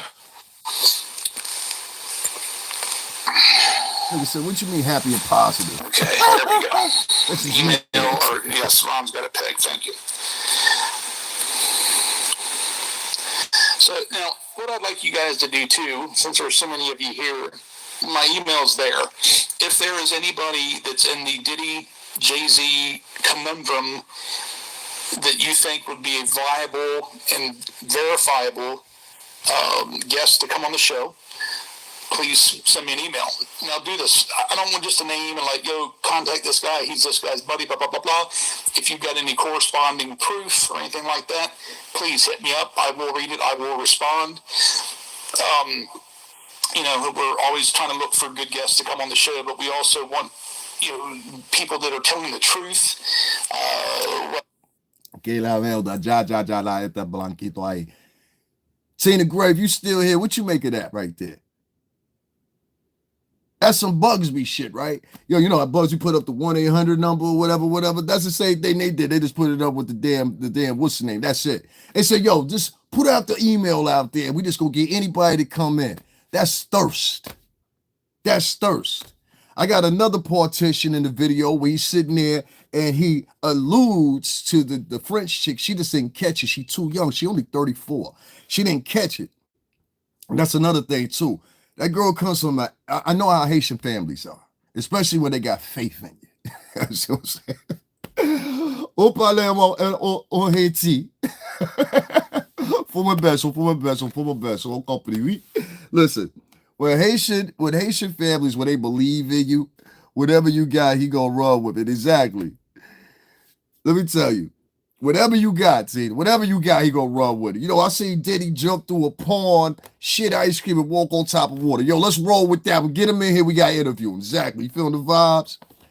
Let me tell you, man, listen, when you get people like this that do stuff like that, like them Tony Bugsby moves like that or whatever, because that's why I call it. That's like, to me, if you throwing out your email talking about you looking for guests to interview or whatever, you thirsty. You understand what I'm saying? Just like Tina Gray said, you thirsty. When I see you niggas over there doing 12-hour runs so they can get 75,000 views, you understand what I'm saying? Dog, just for example, I did one of my lives not even a month and a half ago and did 332,000 views for the video when the video was over. You understand what I'm saying? That live wasn't up but 4 hours long. They running out of material. They running out of gas. The CPM is starting to schmidgen up. You understand what I'm saying? I know the vibes, dog. You got a baby to take care of. I get it. You and your man's got to double up now. That's why your other man's was on there. Yo, we need some people to talk. Let me tell you, any nigga that was in the music business, let me tell you something. If y'all niggas run over here and talk to this nigga, and people ain't gonna say it to you, but there's going to be a moment when all this dissipate down a little bit and they're going to start remembering who you were sitting there talking with. I call it the Tekashi 6ix9ine effect. See, Tekashi 6ix9ine, a lot of people don't give him the credit that where the credit is. He was amongst the last that was put in the bag of a Trump Brooklyn style. I can't believe I said that. I'm sorry. That's what they did. They put him in the trunk. I'm making this up. You can read about it. I mean, it's there. They put him in the trunk, right?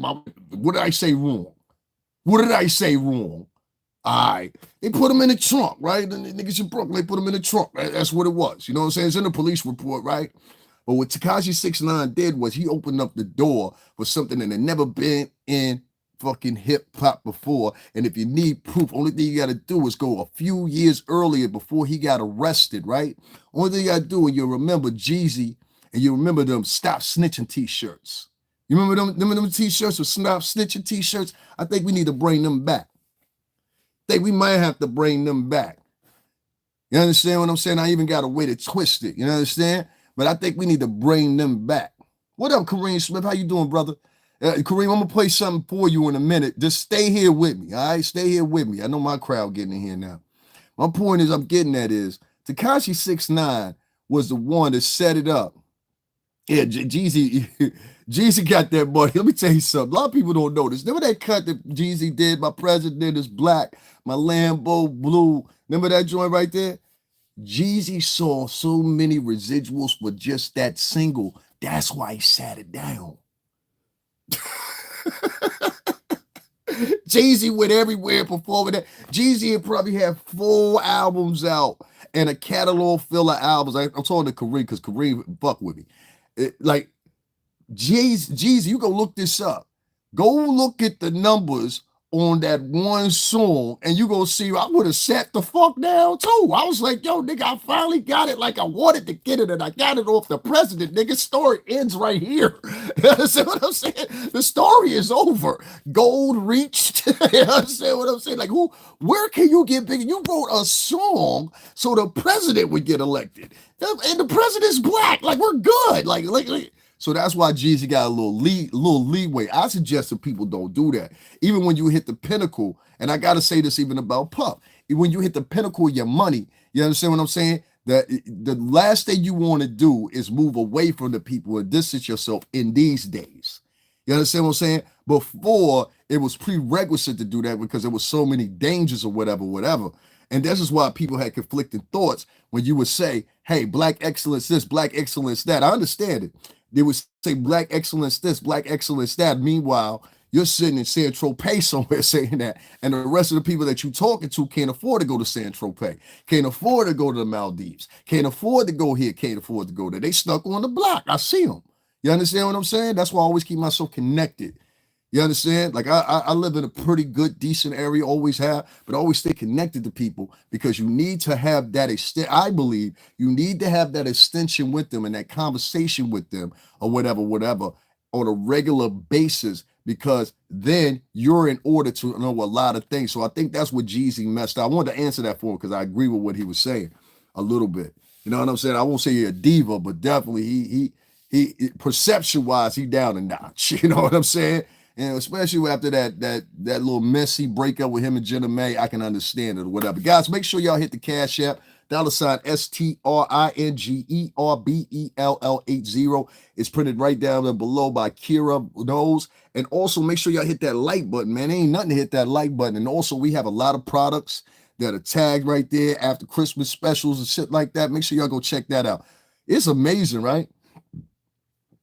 I just lost 4 people on this chat because I screened out my Cash App. But this man over here that says shit like this, Whether it be their truth, you know, or not, it's a black people over there donating to people to say stuff like I don't want this. pictures of anything. All right, Shane, just keep everybody happy and positive. I just need to go and Check this out, Kareem. Happy? We mean happy and positive. I'm not supposed to do some things.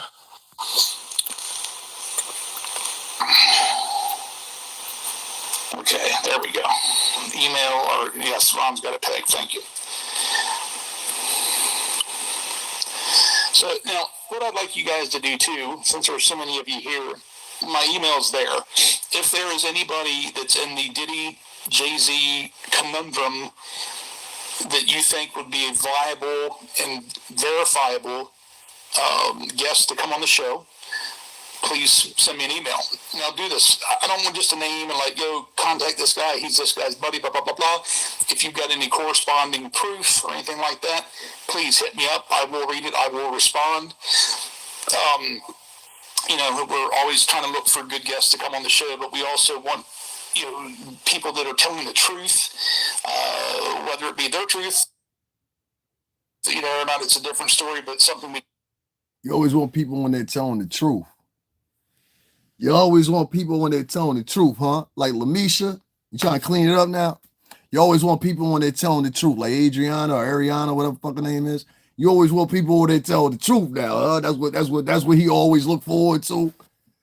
Son, you got an area now where you got 4 motherfuckers been on your show lying. You understand what I'm saying? Now you talking about to try to make yourself look like you a big time star. You turn around and told the crowd the other day, hey, you know what? I was mentioning the Jay-Z lawsuit. Nigga, ain't nobody worried about you, you ex-fucking criminal drug addict. Huh? I'm almost motherfucking in bed. Like I had to put my, you know what Dick Gregory used to do that, right? Huh? Hey, you just shut the fuck up, huh? Peter Dick Gregory. That's how Dick Gregory used to do that shit. Hey, you just shut the fuck up, huh? Oh shit. Hey, everybody get special consideration for Kamrel Hassan. You understand? This nigga in here, he likes dating boys on the weekend and shit like that. You know what I'm saying? Shout out to Kamal. Y'all make sure to send him the link for Grindr. You understand what I'm saying? He's been on here for a total of 12 years. with 7 subscribers. You understand what I'm saying? On the weekends, this black man likes to get his ass tickled. You understand what I'm saying? With a wet feather. So that's what's up. All right, man. We're going to talk to you later. Hopefully, everybody come out and check you out. You understand what I'm saying? You can get that finger up your ass you always wanted. You fucking cupcake motherfucker. Anyway, let's move on. I can't stand a cupcake motherfucker. Nigga, I was trying to ignore it at first. You feel me? But you in here, like, that's what I have to deal with. There was another dude in here earlier. He wrote letter after letter. Did y'all see him? N-I-G-G-E-R. I'm like, nigga, what the fuck are you talking? Like, is that supposed to hurt me? AKA promotion. What's poppin'? What's shaking? So I hope y'all heard that one petition. If you didn't hear it, I'm gonna play it one more time just so y'all can hear this. This is from the Anton, Levy, Attwood podcast. This is one of his friends here, and this is for the people in the back. I want y'all to hear this one more time, but then we're gonna move on to something else. Now, guys, I don't want pictures of anything. All right, Shane, just keep everybody happy and positive. I just need to go and Happy. Now, listen to this. Happy and positive. I'm not supposed to do some things. You know what this man said? What do you mean happy and positive? I'm telling you why they say happy and positive, because that's the part of the game.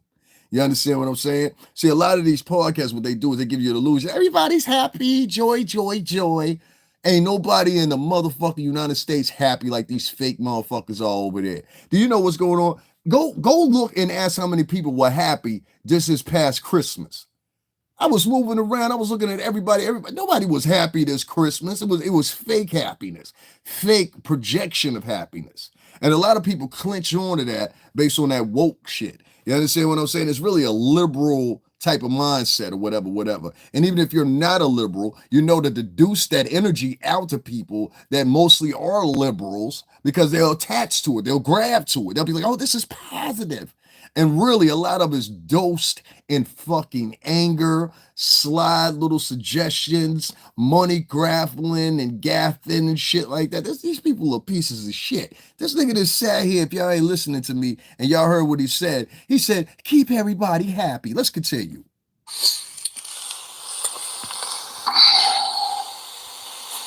Okay, there we go.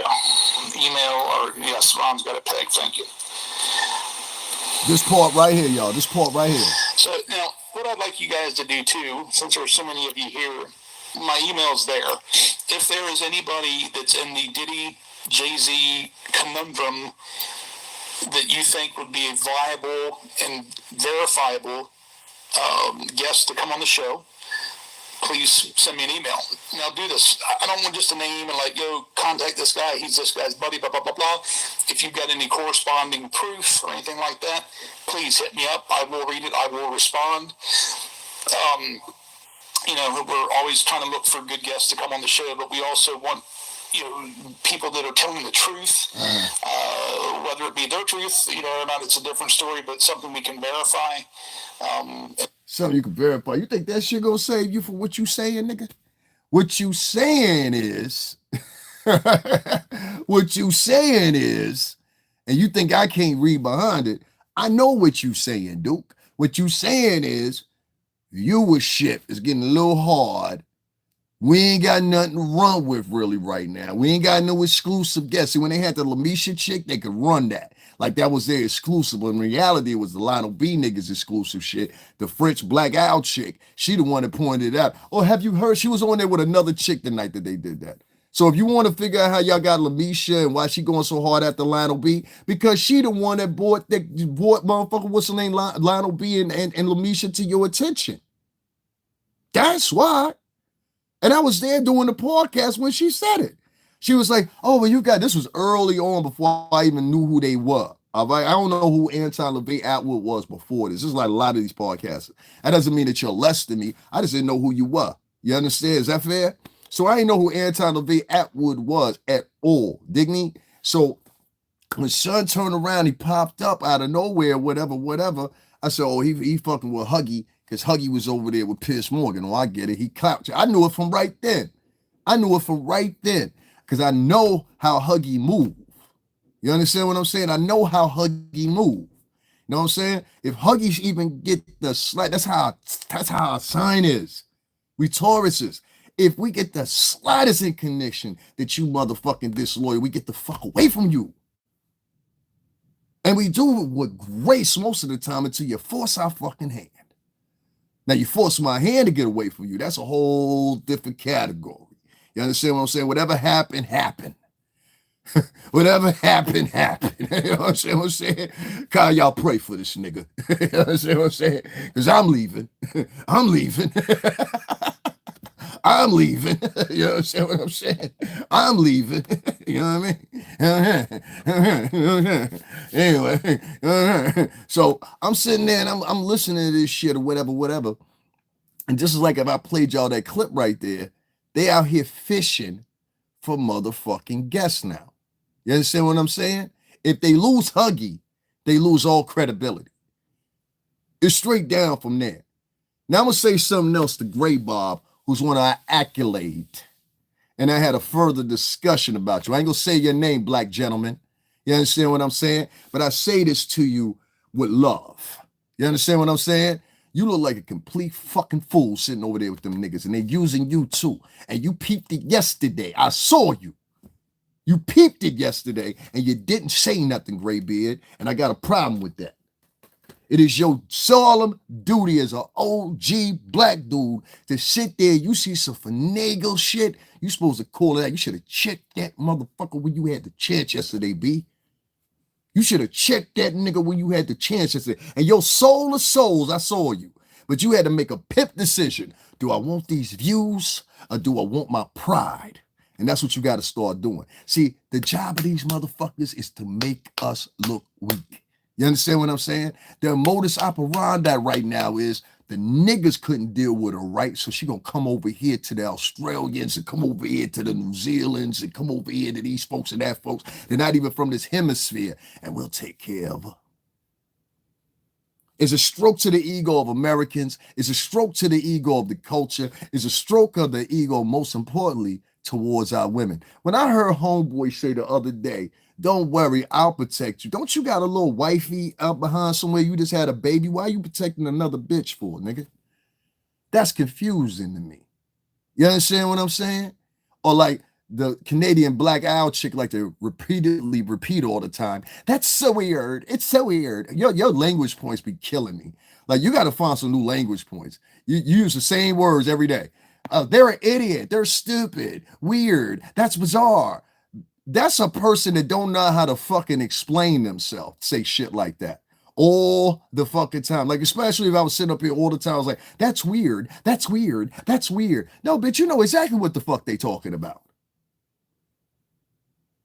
You know what this nigga was talking about when he hopped on and said, yo, y'all want to hear the other one? Oh, y'all ain't hear the other one? Y'all want to see who these niggas are? Ain't no real niggas going to sit with these niggas. Ain't no real niggas going to sit with these niggas. Listen to this part. Now, guys, I don't want pictures of anything. All right, Shane, just keep everybody. Oh, that's the wrong one. My happy fault. Fuck that nigga. Hold on 1 second. This That's one. what I hope. Listen to I this. hope one day I learn, right, that if I can read your mind, right, which is why I'm focusing on learning, not your mind, but specifically. Here's the thing for me, right? Yes. I'm getting really good at pulling things out of people's heads. So I want to see if I can start putting things in people's heads. That's the next step for me, right? And Well, is that not dark magic? Oh, yeah. Y'all want to hear that? Y'all want to hear that one more time? That's what I hope. I hope one day I learn, right, that if I can read your mind, right, which is why I'm focusing on learning, not your mind, but specifically. Here's the thing for me, right? Yes. I'm getting really good at pulling things out of people's heads. So I want to see if I can start putting things in people's heads. That's the next step for me, right? And well, is that not dark magic? Oh, yeah. Que la puñeta. Tú sabes, oye, la gente latino, esa es toda la bruja ahí. La brujería, tú sabes. Huh? Esa es la bruja. What I told y'all from the beginning up. I said, yo, when a nigga said he was a pagan, I said, yo, I know about the pagan religion. These motherfuckers are synopsis or significant and almost in linear with green and white witches. In fact, the antithesis of a green witch was just celebrated when you celebrated Christmas the other day. The evergreen, the mistletoe. This all has to do with green witch magic and spirit. This is what Anton Levy Attwood is. This is why he has a shaman priestess that comes on the show. This is why he's got the what's the name where this years ago, right up the block here in Salem, Massachusetts. I live in Connecticut, just for example. I live in New England states, right outside of New York. So we're just like this tri-cluster fuck. But right here in the New England states, we know this story very good. Salem, Massachusetts. There's been TV shows about it. It actually exists. You can go up there, you can visit it, or whatever the case may be. They used to burn witches alive at the stake if they suspected you of being a witch or a clairvoyant or a fortune teller, and this was 16 something to something. See, these towns have been here for a long time. Connecticut as a state's been here since 1600 or something. So this is at the antithesis of people that were considered the what do you call these people? The Gnostics, and a couple other different, tribes of people that were outside the pilgrims but came on the ship with the pilgrims. Plymouth Rock is a real place. I visited it before. You understand what I'm saying? And it's literally what it is.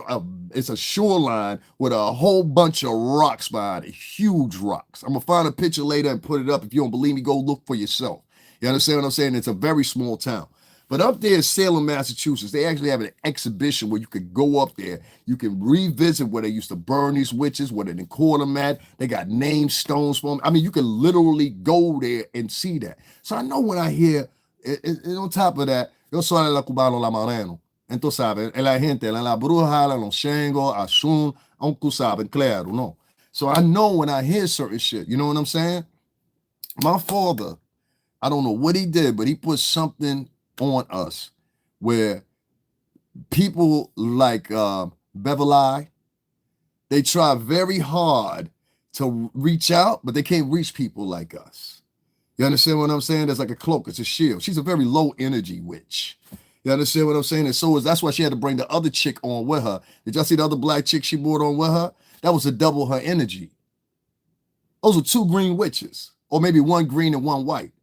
But this is where, and if you just take the time to look, I said this before, weeks ago now, and I'm going to find a podcast, I'm going to clip that part so y'all can hear that I said this weeks ago. I said, them folks over there is witches. And it seems like to me, they starting a coven. You understand what I'm saying? And that's what people do. They start covens. I gave an example of this. Only thing you got to do is look at, what is it? Heaven's Gate, that's an example. Only thing you got to do is look at Jim Jones in Jonestown, that's an example. He had black folks in Southern California selling their homes so they could go on this extravagant mission to Guyana and Jonestown. They built a town over there.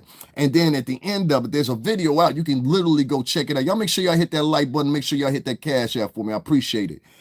There's a video you can go listen to where the people, he forced them to drink cyanide-laced Kool-Aid. Same thing with the guy from Heaven's Gate. He did this maybe 15, 20 years later. You understand what I'm saying? Made the people drink cyanide-laced Kool-Aid, stuff like that, killed himself. Difference is with the Heaven's Gate people, you didn't hear these videos of them shrugging and wailing in pain and stuff like that. They have a video of these people wailing in pain and everything else. You understand when they came and got them.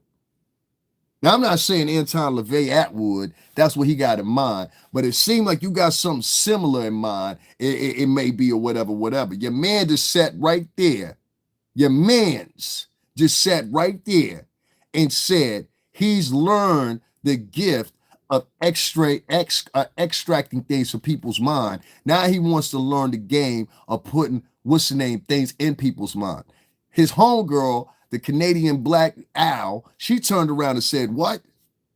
That's black magic. He said, yep. You know why? Because he's a pagan just like the other one is. Y'all over there sitting with witches and warlocks and giving them money. You might as well join the house of Satan. You might as well join a satanic church. See, that's the problem with niggas now. Niggas want to sit over there and act like they doing such a good thing. I'm such a good person. I'm so heartfelt. Here's some money. Here's some money. Y'all over there feeding this motherfucking his fucking family. And there's niggas over here that's doing the work and y'all don't even want to fuck with them. Y'all should be ashamed of yourself, nigga. That should be ashamed of yourself. I can't even get people to hit the like button. Y'all over there listening to this motherfucker regurgitate CNN, NBC, and all these other places. Man, get the fuck out of here. Listen what this nigga said. I learn, right, that if I can read your mind, right, which is why I'm focusing on learning, not your mind, but specifically. Here's the thing for me, right? Yes. I'm getting really good at pulling things out of people's heads. So I want to see if I can start putting things in people's heads. That's the next step for me, right? And Well, then, is that not dark magic? oh yeah, Y'all hear this Putting shit? your will on other people. That's what I hope. I hope one day I learn, right, that if I can read your mind, right, which is why I'm focusing on learning, not your mind, but specifically. Here's the thing for me, right? Yes. I'm getting really good at pulling things out of people's heads. So I want to see if I can start putting things in people's heads. That's the next step for me, right? And Well, then, is that not dark magic? oh yeah, Putting your will on other people. That's what I hope. You see how she broke right there? She ain't know what to say. Y'all make sure y'all hit that like button, man. What I say wrong? What I say wrong? Y'all don't understand this shit? Y'all don't listen to this shit? Y'all don't hear this shit? Huh? Y'all don't hear this shit? These niggas went live for 12 hours yesterday taking donations from people of color, and y'all sitting out here yelling this FBA shit or don't fuck with son because he used to roll with Puff. Don't do this. It's quiet chat here and there. Don't donate to him. Don't support him. But y'all over there throwing money to a motherfucker that just sat up there and told you, I want to learn how to get into people's heads as a part of witchcraft. Nigga, if you over there sitting with them, nigga, you believe in witchcraft too, nigga. You part of their coven too, nigga. And we gonna let it be known. We gonna let it be known. We gonna start letting it be known. If you'll sit there with a man that openly says that he deals in witchcraft and you're sitting with them, and you knowingly continue to sit with them, like this girl Margie, the whatever the hell her name is, then you part of that group. So now I consider you a witch, a bruja, a wannabe bruja, or whatever the hell else you want to call it, because that's what you are. That's what you are. Now y'all getting it? Now y'all getting it? If it would have been a snake, it would have bit you. If it would have been a snake, it would have bit you. This man just sat there and told you who he was. And niggas still sitting confused. See, the problem with y'all niggas is y'all look for somebody to believe in, but won't take the time to believe in your own, dog. I'm sitting up here, I'm being honest as I can with y'all, man. Honest as I can with y'all. And I had what? One person, people can't hit the like button and nothing like that. People can't share it or whatever, but y'all want to share the white man from Australia, a prison colony, that did 9 years in prison for being a drug addict and selling drugs. It's one thing if you selling drugs or you trying to, get ahead or you in the hood or something. This motherfucker was a stockbroker. You did that voluntarily. Why the fuck would we follow you when you voluntarily went to go sell drugs and do drugs when you was a stockbroker? Listen, I don't have no empathy for white men that have every opportunity in the world. It's hard as fuck out here. If you black or Latino, you know what I'm talking about. It's hard as hell out here for niggas. So I have less empathy. Yes, I do. I have less empathy for a white man who can go to any venue he wants to as a white man. You understand what I'm saying? I don't care if you're the lightest of Latino. Motherfuckers know the difference. As soon as you take your shirt off and they see them brown nipples or they see your brown eyes, all right, nigga, Anglo-Saxons have green and blue eyes. There's some niggas out here that got, but I can tell, trust me. Most of us can tell. I know when I'm looking at a Latino and when I'm looking at a white man. I know when I'm looking at an Arab man that's light skinned and a white man. You understand what I'm saying? I've been around these people my whole entire fucking life. If you can't figure that out, that's on you. And not even my whole entire life. We're talking about multiple decades at this point, especially if you're someone that just came to this country 10, 15, 20 years ago. No different if I just showed up in Buenos Aires, if I just showed up in Brazil tomorrow, if I just showed up in Colombia tomorrow, it is not expected of me to know the whole history of that place, nor is it my place to sit there and be presumptuous about the people there or their arms and qualms or whatever, what else went on. Now that's thinking intelligently versus somebody that's a commoner and doesn't. Shit is ridiculous, bro. Now, speaking of ridiculous shit, I want to talk about this real quick because this segues into that. And this goes with that girl that sit over there. You know what I'm saying? Because I think it's some hope for her. I think it's some hope for her. You know what I'm saying? Sometimes you get these girls and they just a little giddy and silly. Let me tell you something, baby girl. I'm gonna say this from the bottom of my heart because everybody else want to dish you. I'm here to give you some advice.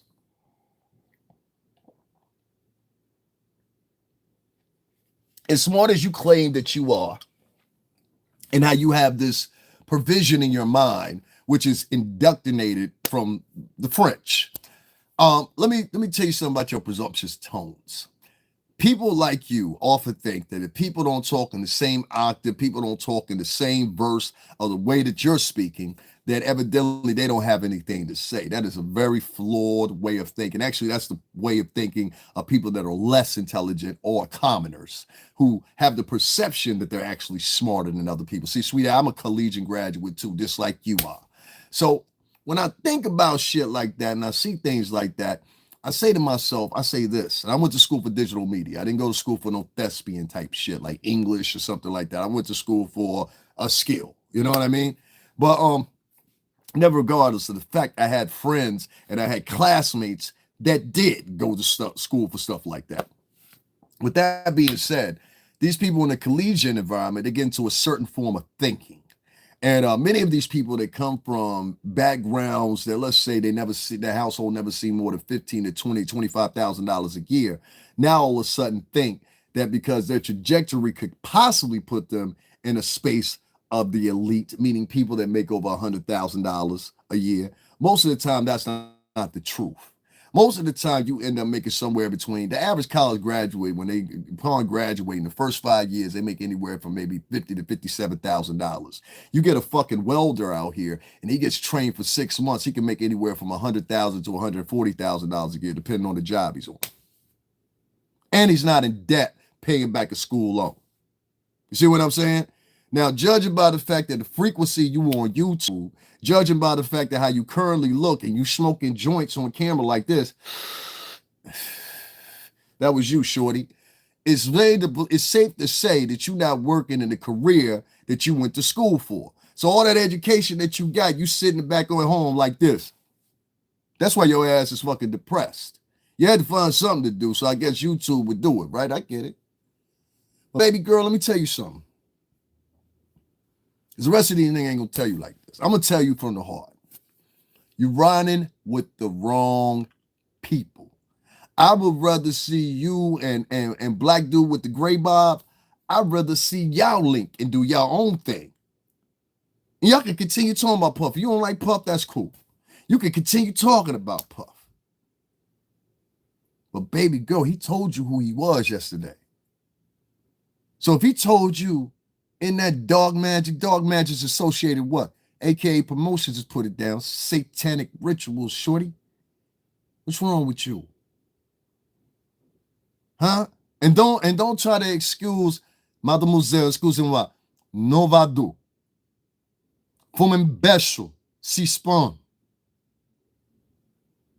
No. You're not going to go there. Oh, lots of people use voodoo and that. Everybody don't use voodoo in Haiti. Everybody don't use voodoo in fucking Dominican Republic either. So stop that fucking lie. All right? Stop that fucking lie. Most people shun that. And you know that. You know those communities that do practice that. It's the same thing in Cuba, same thing in Dominican Republic, same thing in Haiti, same thing in Colombia. Those people are usually separated from the rest of the society as a clump, or they're over here as a clump. They're never one place.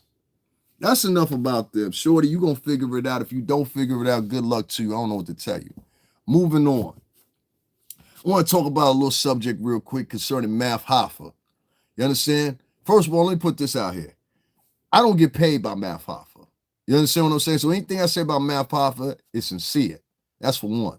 Number two, what I've noticed is in the past couple of days, and I'm about to show y'all shortly, I've had a whole bunch of people that claim they represent the FBA and all that stuff or whatever. Hey, don't waste my time, man. Don't waste my time. Don't waste my time. All right? Don't waste my time. You see this crackhead right here? This is the crackhead. You understand what I'm saying? So that comes courtesy of this particular podcaster. That's what he likes to do.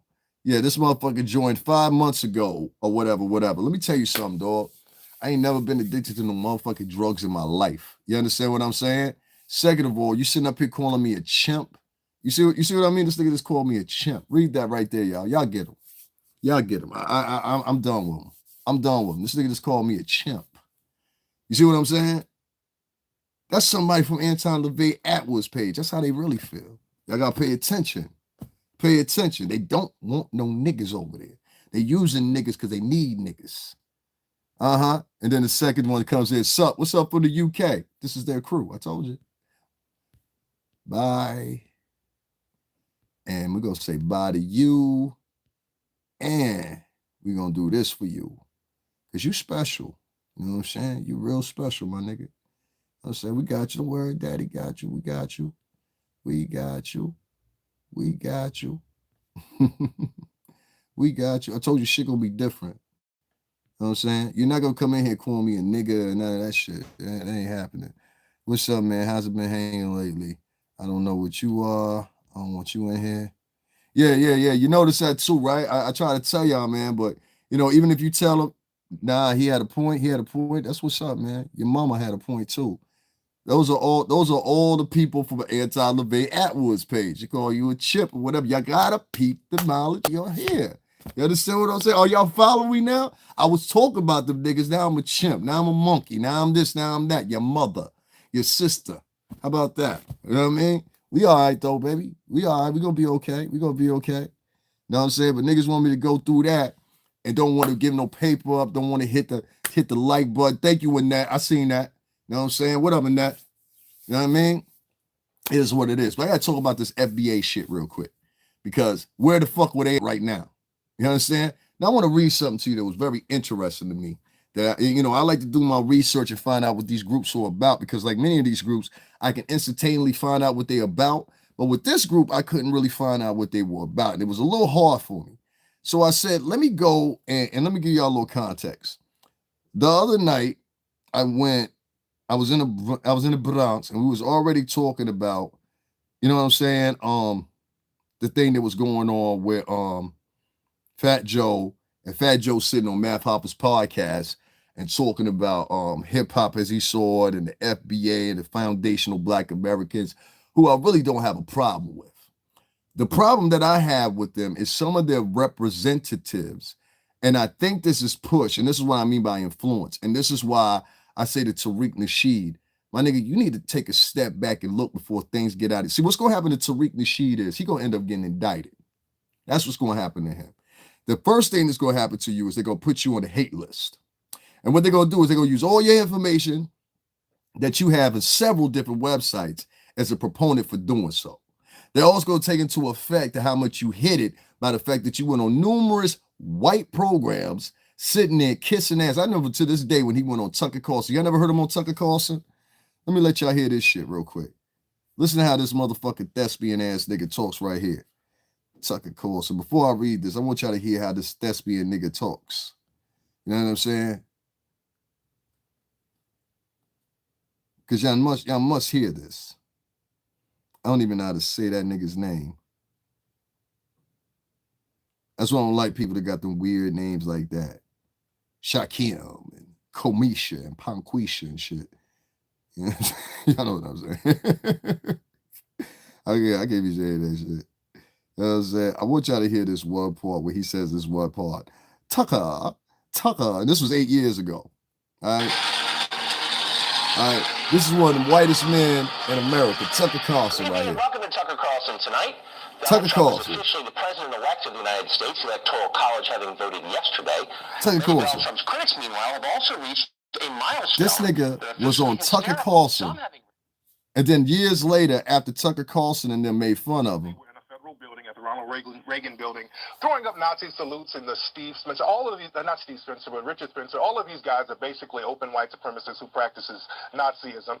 So, and Trump is associated with that, just like Reverend Wright was associated with Barack Obama. Well, wait a second. For that. You don't say he was associated. Yeah. You said appointed people to his cabinet who throw up Nazi salutes. Steve Bannon, by the way, is not in the cabinet. Has Steve Bannon thrown up a Nazi salute that you are aware of or can prove? But Steve Bannon is a part, and he was representing that whole alt-right movement. So if we're going Was to Steve play Bannon at word this games, meeting? let's I mean, not what do does that. Steve Bannon have to do with this?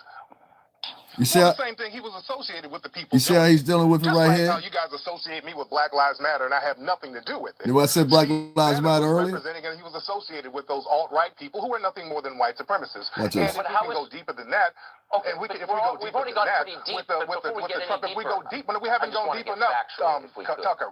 But I want to get factual too. But the Well, whole okay, campaign right. was So, run no, on I'm just saying. a white supremacist platform. That's what I'm saying.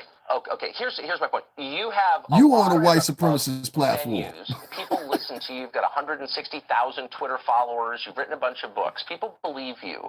And people are worried about Trump, and they don't know what this administration is going to look like.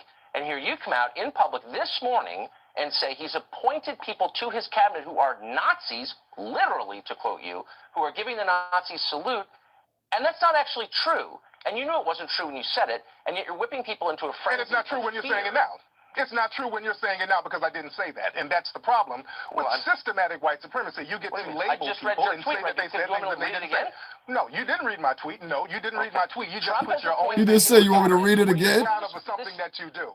Ask me what I said, and I'll be glad to answer that. Tucker. No, I'll read your text. Don't add nothing else to it, though. Just want to jog your memory now, See? Tariq.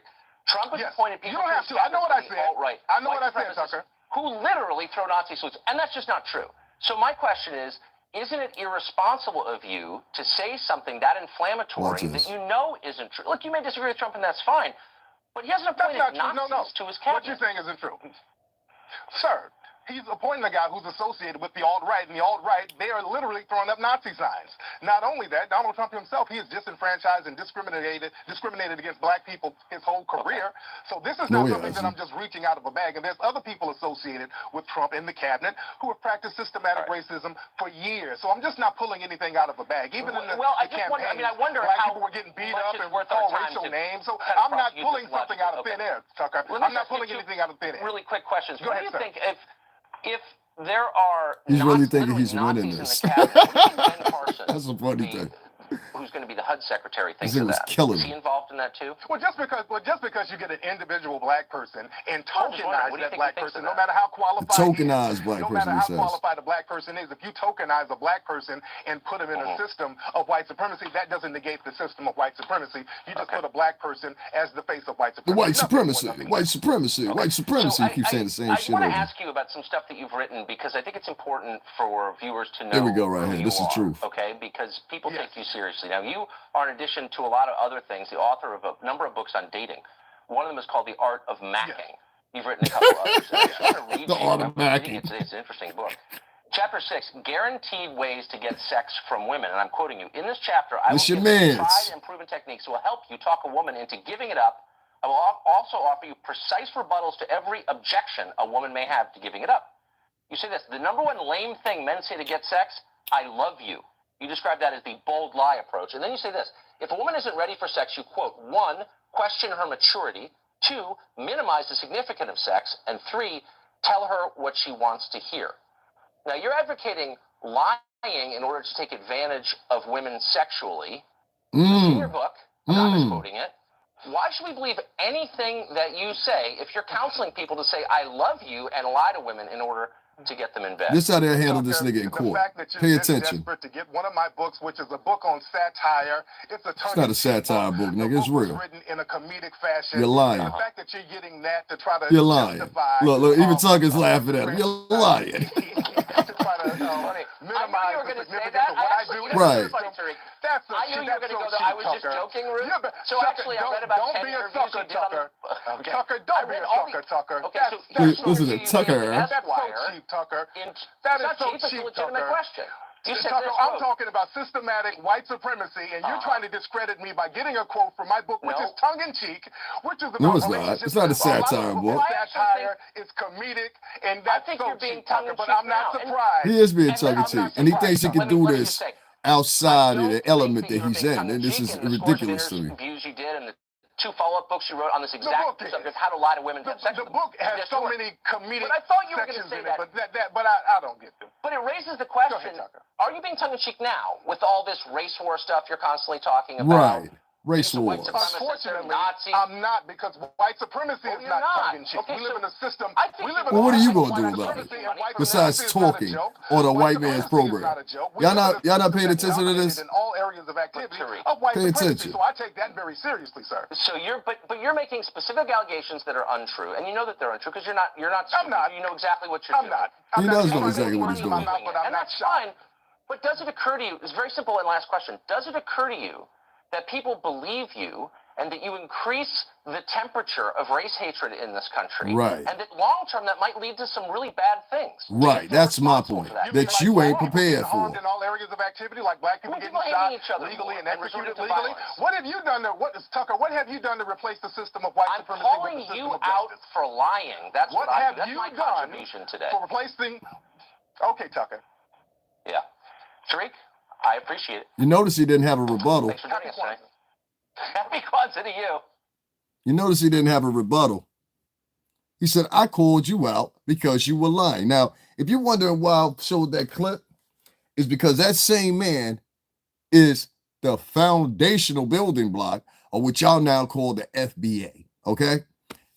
He just got his ass whooped 8 years ago by a motherfucker that was eventually kicked out the same program, and they took his goddamn, what's the name? They took his program as well, all right? He just ripped a hole in that nigga. Y'all got to understand the difference between what Tariq Nasheed was doing, which goes to fundamentally show the point that I said before.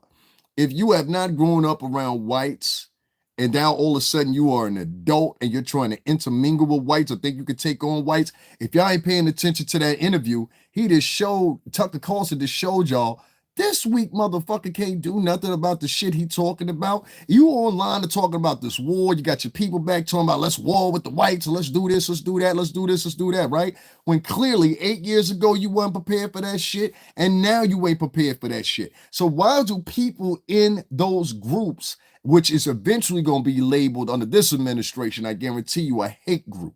That's what they're going to label that FBA shit. The same thing they did to All Lives Matter. What's this shit? Black Lives Matter. They going to do the same thing. And just like Black Lives Matter, these FBA niggas don't do shit for nobody. You understand what I'm saying? And I'm sticking on that. Now, I want to be very clear about something. FBA is very different from African Americans or those that consider themselves just Americans. There is not the same thinking pattern. Most of the things that I find about these FBA people is they find under two tiers. One tier is they're in sheer utter poverty and they live in urban environments and they've never been outside those urban environments at 30, 40, 50 years old. The second tier I find is these educated African Americans or whatever to fit in that foray, and they're doing it just out of pride because they're trying to hold on to the old ways of things that used to think like that, and then they start to find out, okay, well, this ain't the same world that I came from when I was practicing this pro-black shit or whatever.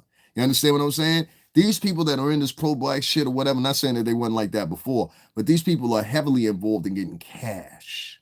And cash comes along with, just like I was showing y'all about Anton, Levy, Attwood, I'm showing y'all too. See, when you hustling somebody, you understand what I'm saying?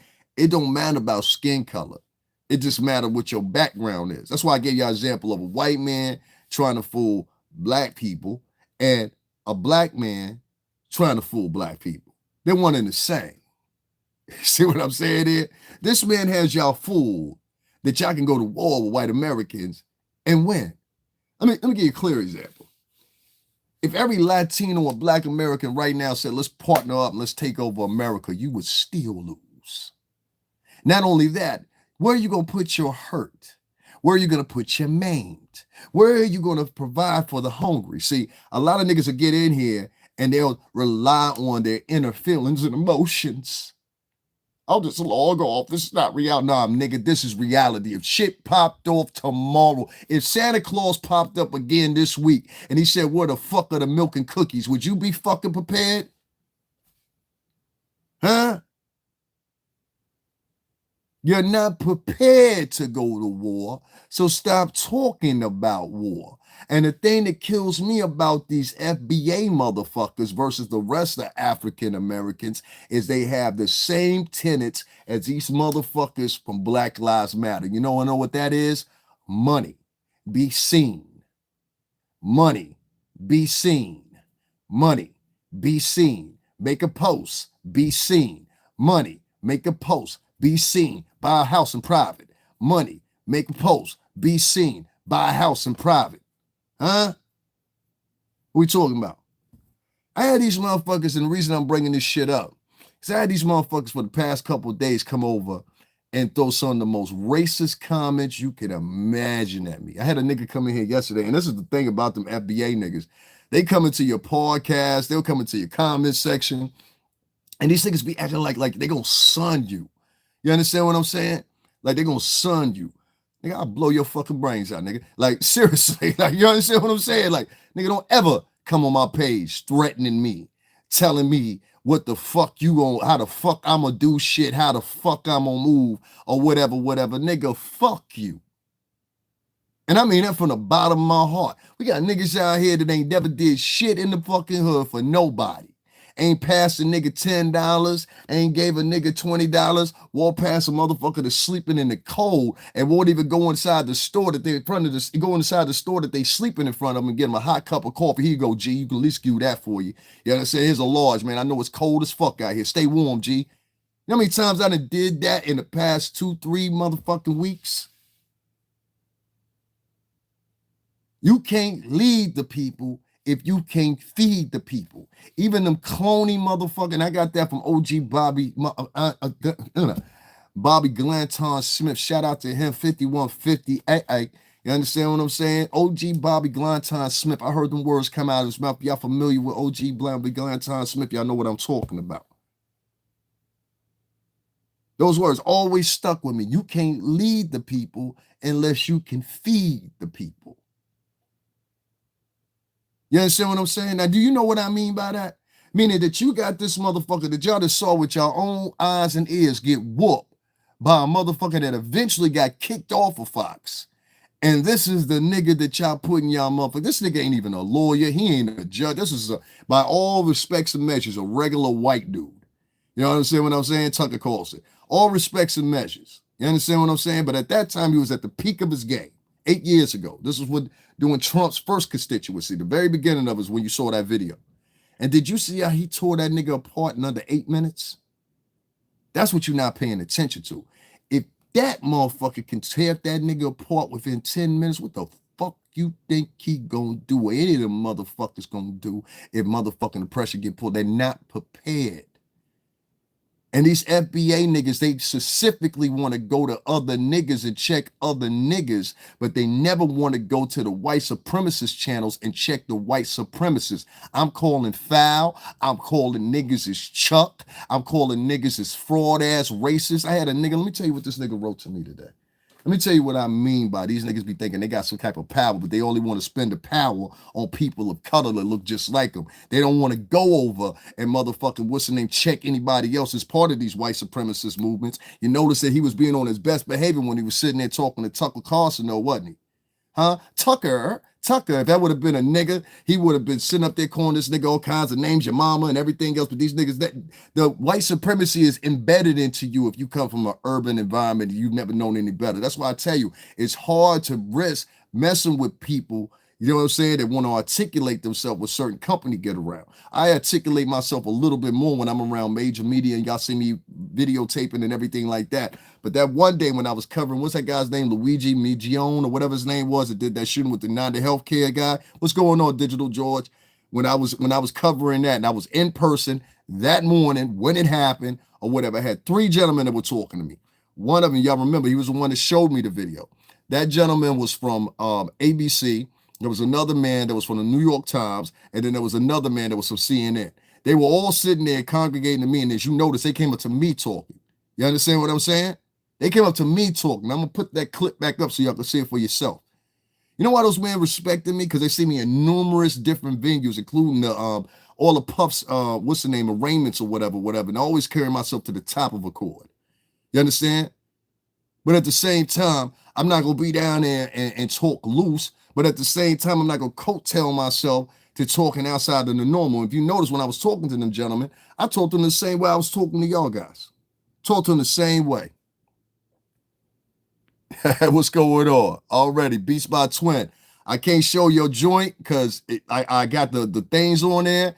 And so the moderate the thing in YouTube, it takes it back because people be writing crazy stuff in here. But I see your joy.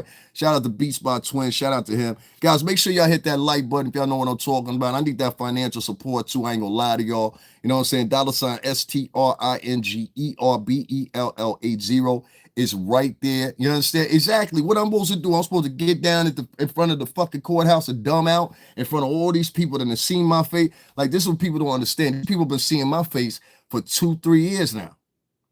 That's what y'all don't understand. You understand what I'm saying? That's why I got I got the special shit that I got. So I'm just like, yo, for me, when I hear these people sit out here and they talk about, like, let me just read some of these comments for you, so y'all just understand what I'm saying.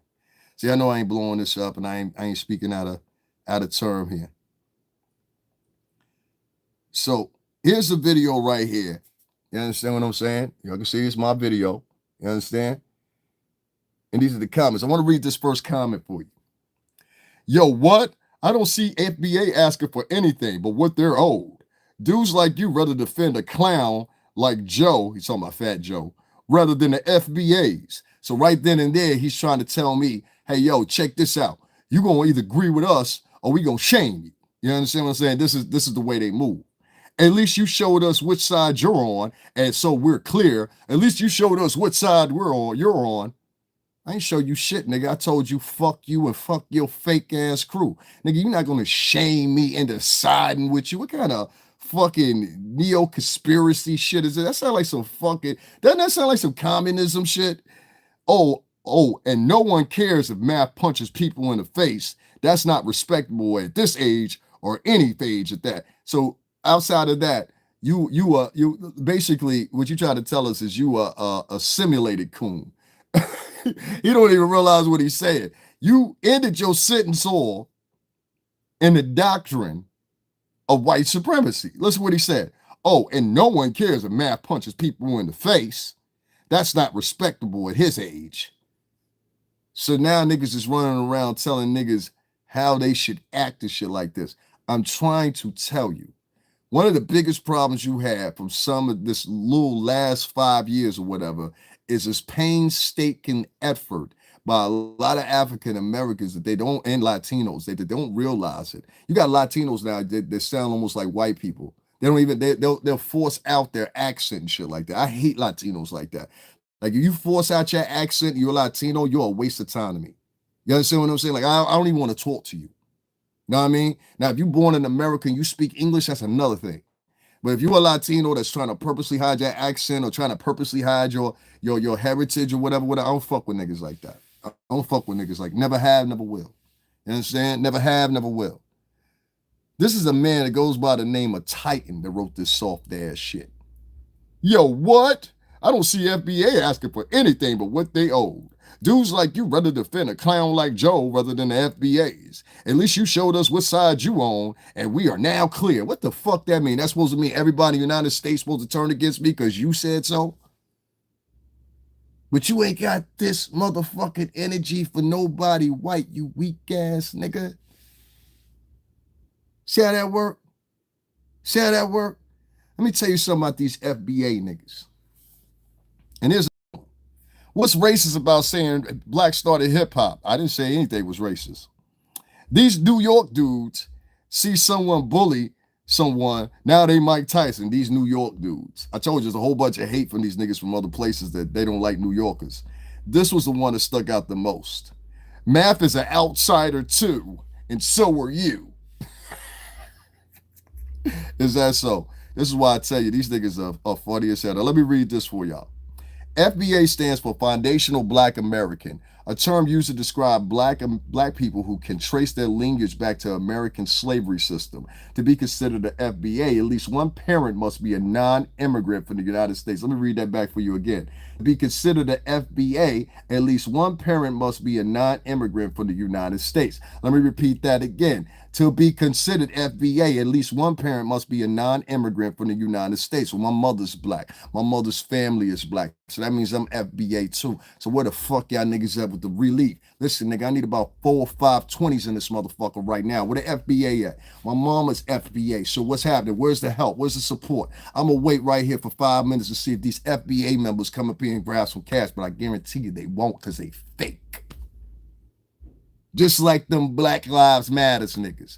They sit out there and act like they the fucking answer when really they the fucking problem.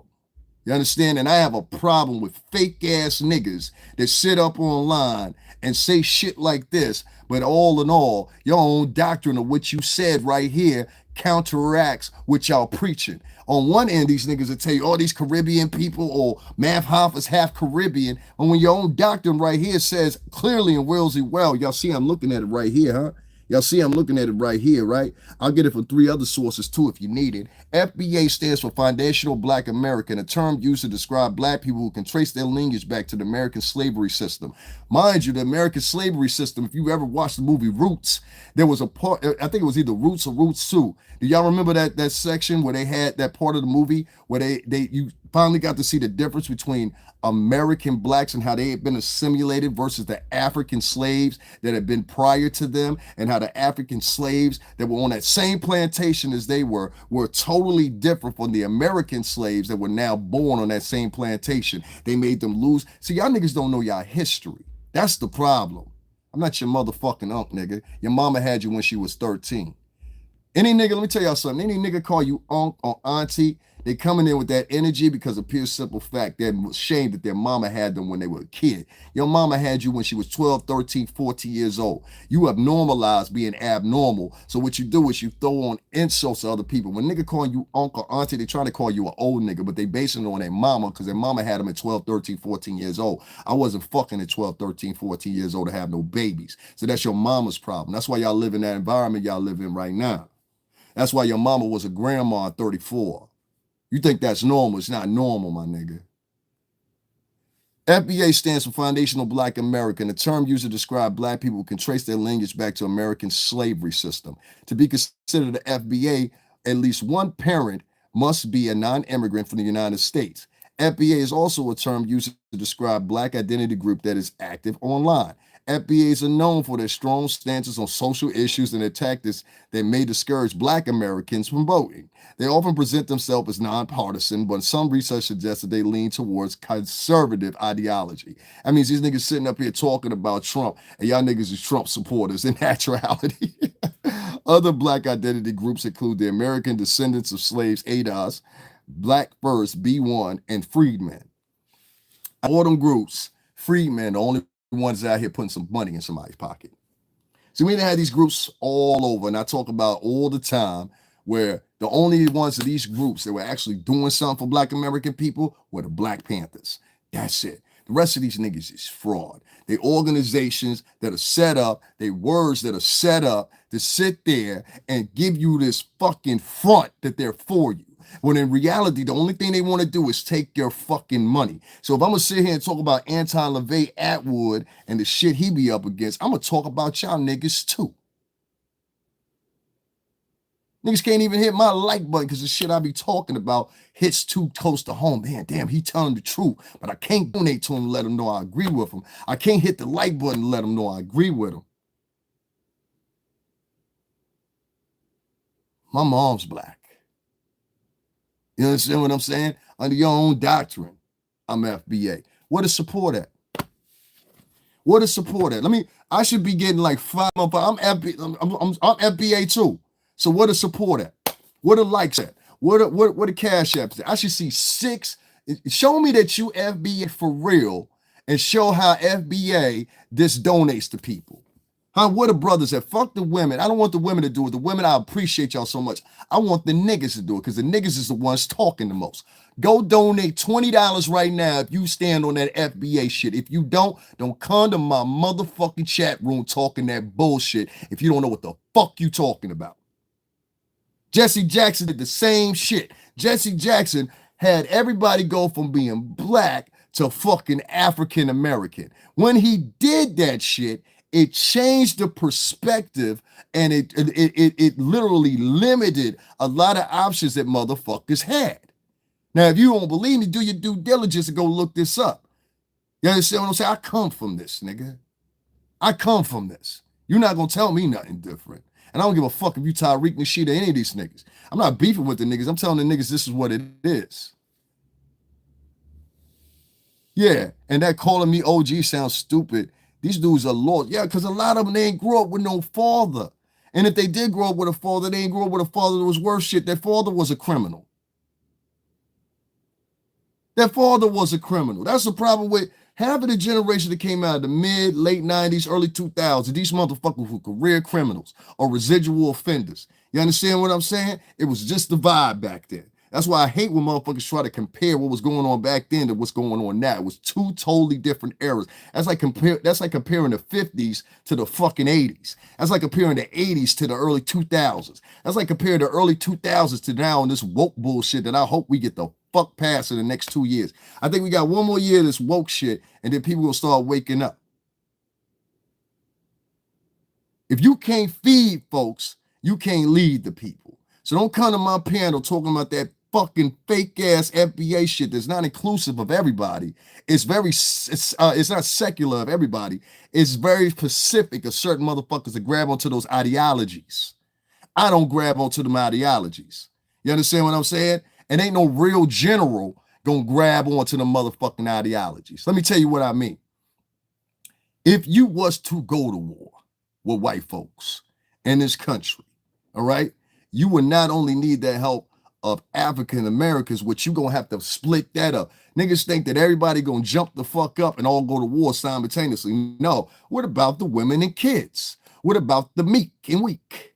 Huh? What about the sick and elderly? So you got to deduce them numbers. You understand what I'm saying? That's why I said niggas don't know what they talking about, man. I done ran crews and I done ran with crews. I know what I'm talking about. I know how to put niggas together. Niggas know. You understand what I'm saying? This is no joke. I know how to put niggas together. I put 7 niggas together when I was in a homeless shelter, and we ran that motherfucker basically. You understand what I'm saying? Like from day 3, I was in that motherfucker. We was running that motherfucker. My little brother will tell you that shit. He came to visit me, and 8 niggas came outside getting ready to jump him. He like, yo, what the fuck all these niggas? I was like, yo, that's my man's in there. This is my brother. You know what I'm saying? He'll tell you that. It's the truth. You know what I'm saying? So what I'm telling you is I know how to group people together. You understand what I'm saying? Very easy. Always had a knack for doing that. We Tauruses, we know how to do that. So my point is, that's one of our specialties, leading people. You can't lead people unless you can feed people. You understand what I'm saying? Meaning if you run a crew in the streets or whatever, and you got you know what I'm saying? You making all the money, and you, let's say you make 100,000, but you breaking down the niggas that rock with you 10 grand. You see what I'm saying? That's getting over on a motherfucker. Trauma bonded generational cycles, but the program has led the way to rampantly since after the fake Y2K campaign with the predictive programming factory. And it's allowed these niggas, we didn't seen this with Malachi York. We didn't seen this with other motherfuckers before. So why am I sitting here defending myself from these new wave ass niggas that have no idea, nigga, you ain't even got no experience in the field, be talking to me like that. And the sheep followed behind Mary. It's the sheep herder mentality. Tariq Nasheed is the sheep herder. The motherfuckers that follow behind him is the sheep. But the sheep ain't asking the sheep herder shit. They're like, where we going? They don't even ask where we going. Leaders, sheep herder. You know, whatever you say sound good. You said you're going to lead us to some hay. You understand what I'm saying? Now watch this again. I'm going to go right here again. I got to tell you, none of these FBA niggas donated to me.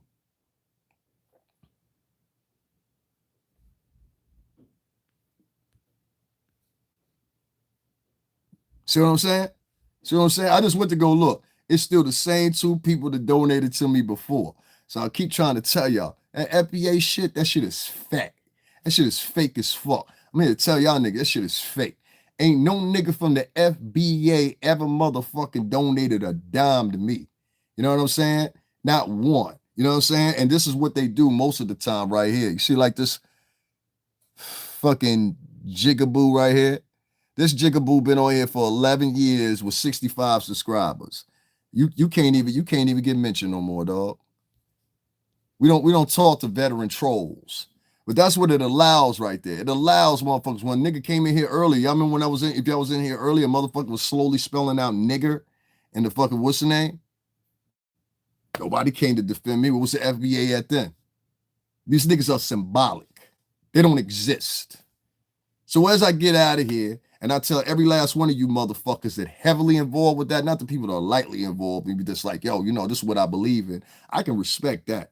You understand what I'm saying? But what you not gonna do is come on my page, bother me, or collectively in society think you gonna motherfucker sit there and harass people of color, but you won't motherfucking harass the same white supremacy. Just like I showed you with this nigga sitting there talking to fucking Tucker Carlson, nigga, you was on your best motherfucking behavior. So if you gonna interact with Tucker Carlson like that, nigga, look at me like Tucker Carlson and interact with me like that. You understand what I'm saying? Davin, I'm sorry. Davin, Tucker. That's how you was talking, nigga. I know when niggas made a fucking clip of that shit. Tucker. It was questioning that nigga then. Now, I know he's some of y'all niggas, mans. That's your homeboy, whatever. I'm not attacking your homeboy. What I'm telling you is your mans don't understand how out of control his movement and got. I don't hear them ADOS people screaming that racist shit like that. The only person I hear screaming that racist shit and they claim the name over top of is them FBA motherfuckers. And most of these niggas, just like Fat Joe said, I find the same thing in common with them. What, am I wrong for saying I find the same thing in common with them? Most of them, I done went to their pages and look when they leave shit. You go and look at their information or just follow their screen name, because most of them use the same screen name across all platforms. When you go look at their shit, you can understand, okay, I can understand, nigga, you living in poverty. You got 4 kids in the house, of course, and all your kids is not that attractive. So I can understand why you would say some shit like that. You understand what I'm saying? You just got out of jail for the 15th to 16th time, and now you're 50 years old. I can understand why you would say some shit like that. I'm not with that racist shit. You understand what I'm saying? I'm not with that racist shit. And if you can't be justified and your words don't match the shit you saying, I got to call you foul. I got to call you a chump. You understand what I'm saying? And that's what it is. These FBA niggas, you see one of these FBA niggas donate to me? Give me 2 seconds. I'm going to go see if one of these FBA niggas donated to me, all right? Because they the realest niggas out on the platform, you understand? Give me 2 seconds, I'll be right back. I don't want to call them out the wrong way. Let me just check. Now, you know who donated to me? 2 people. 2 women. That's who donated to me. See what I'm saying? See the niggas that was just here a minute ago, I told them, wait a minute. You understand what I'm saying? They ain't donate. They ain't support. And it's the same thing day after day. I done been to where Malcolm X was killed at. I done been to Seneca Village. I done been to a lot of places for black people. I'm not talking about this year. I cut most of that out, but I was doing it up until the summertime. I visited Queensbridge for these niggas so these niggas could see and experience where Nas had grown up at. I visited where Biggie grew up at. I visited where else? I visited where somebody else grew up at too. Oh yeah, with the Moors. I've been a lot of places. You know what I'm saying? I usually move around or whatever. And being the fact that I was gonna do another piece tonight, but I'll save it for tomorrow. You know what I'm saying? Because y'all niggas don't deserve the shit from me. But just to be honest with you, this FBA shit is a fraud. I'm gonna get up off of here because, like I said, these niggas just that race bait exactly. You know what I'm saying? Yeah, they only know Central Park. I took them up there to Seneca Village on the west side, right? I showed them, you know where the church is up there? They got plaques up there to commemorate. I went through the whole shit. This was in February. And none of these motherfuckers gave a fuck. I said, show this to your kids. So, you know what I'm saying? Before that, I was across the street, literally. Went over to the Metropolitan Museum on 81st over there. Went through the whole black exhibit. I'm talking about every last thing that was in there. The whole live was like 4 hours long, right? My battery was at 3% when I finished the live. At the end of that, there was only 2 women that donated to me, 2 black women. And that shit was in plain sight of them. That's what I'm trying to say. But they'll reference the shit, but they ain't actually been there. They don't want to put in the work. They just want to reference the shit and be symbolic. So I covered all that. You know who I got the most respect from on that podcast? Because I also went, and if you've been in that museum, you know, once you walk out the African American exhibit, the next exhibit you walk into is the mezzo and we call it the mezzo and you know what I'm talking about, the mezzo and the Indian and all that shit or whatever. And so I went over there and it was like Aztec shit, early Latin American shit. I went through that. Latin Americans on that same, I can show you that shit right now. Niggas was writing in Spanish, salud, pana, salud, salud, salud. So then I cut up another smaller portion of it, you know what I'm saying, and put that up. Niggas was still, like, it was still the Spanish crowd. The black crowd did not care. The only thing they care about is complaining, yelling and screaming, and asking for cash apps. That's it. And then they'll try to say some factual shit, but the shit really don't make sense. You know what I'm saying? So I ain't worried about them niggas, bro. That shit is lightweight to me, bro. That shit is lightweight to me. But I just wanted to show y'all, like I said, these FBA niggas, they ain't on shit. They just talk a lot. You know what I'm saying? One of them FBA niggas to donate right now. Go ahead. $STRINGERBELL80. This for the factory of the notion when it comes to me or Math Hoffa. If one of your parents is Black American, based on the tenets of motherfucking the FBA themselves, they say, therefore, you are a foundational Black American. So I fit into that. Where y'all gonna help me at? What the donations? I wait. Go ahead. I'm gonna wait a few seconds. I'm gonna show y'all how fake these niggas are. Go ahead. I'm not gonna sit around and pretend with motherfuckers and act like and pretend like y'all real. Y'all niggas ain't real, dog. Y'all niggas is fake. So I want to see who gonna throw something in there. I need $60 right now. Where the FBA at? I'm like under y'all own tenants, y'all say I'm FBA too. I got one parent that's Black American. So I need help from the FBA right now. I need to make $60. Where the FBA at? Watch this shit.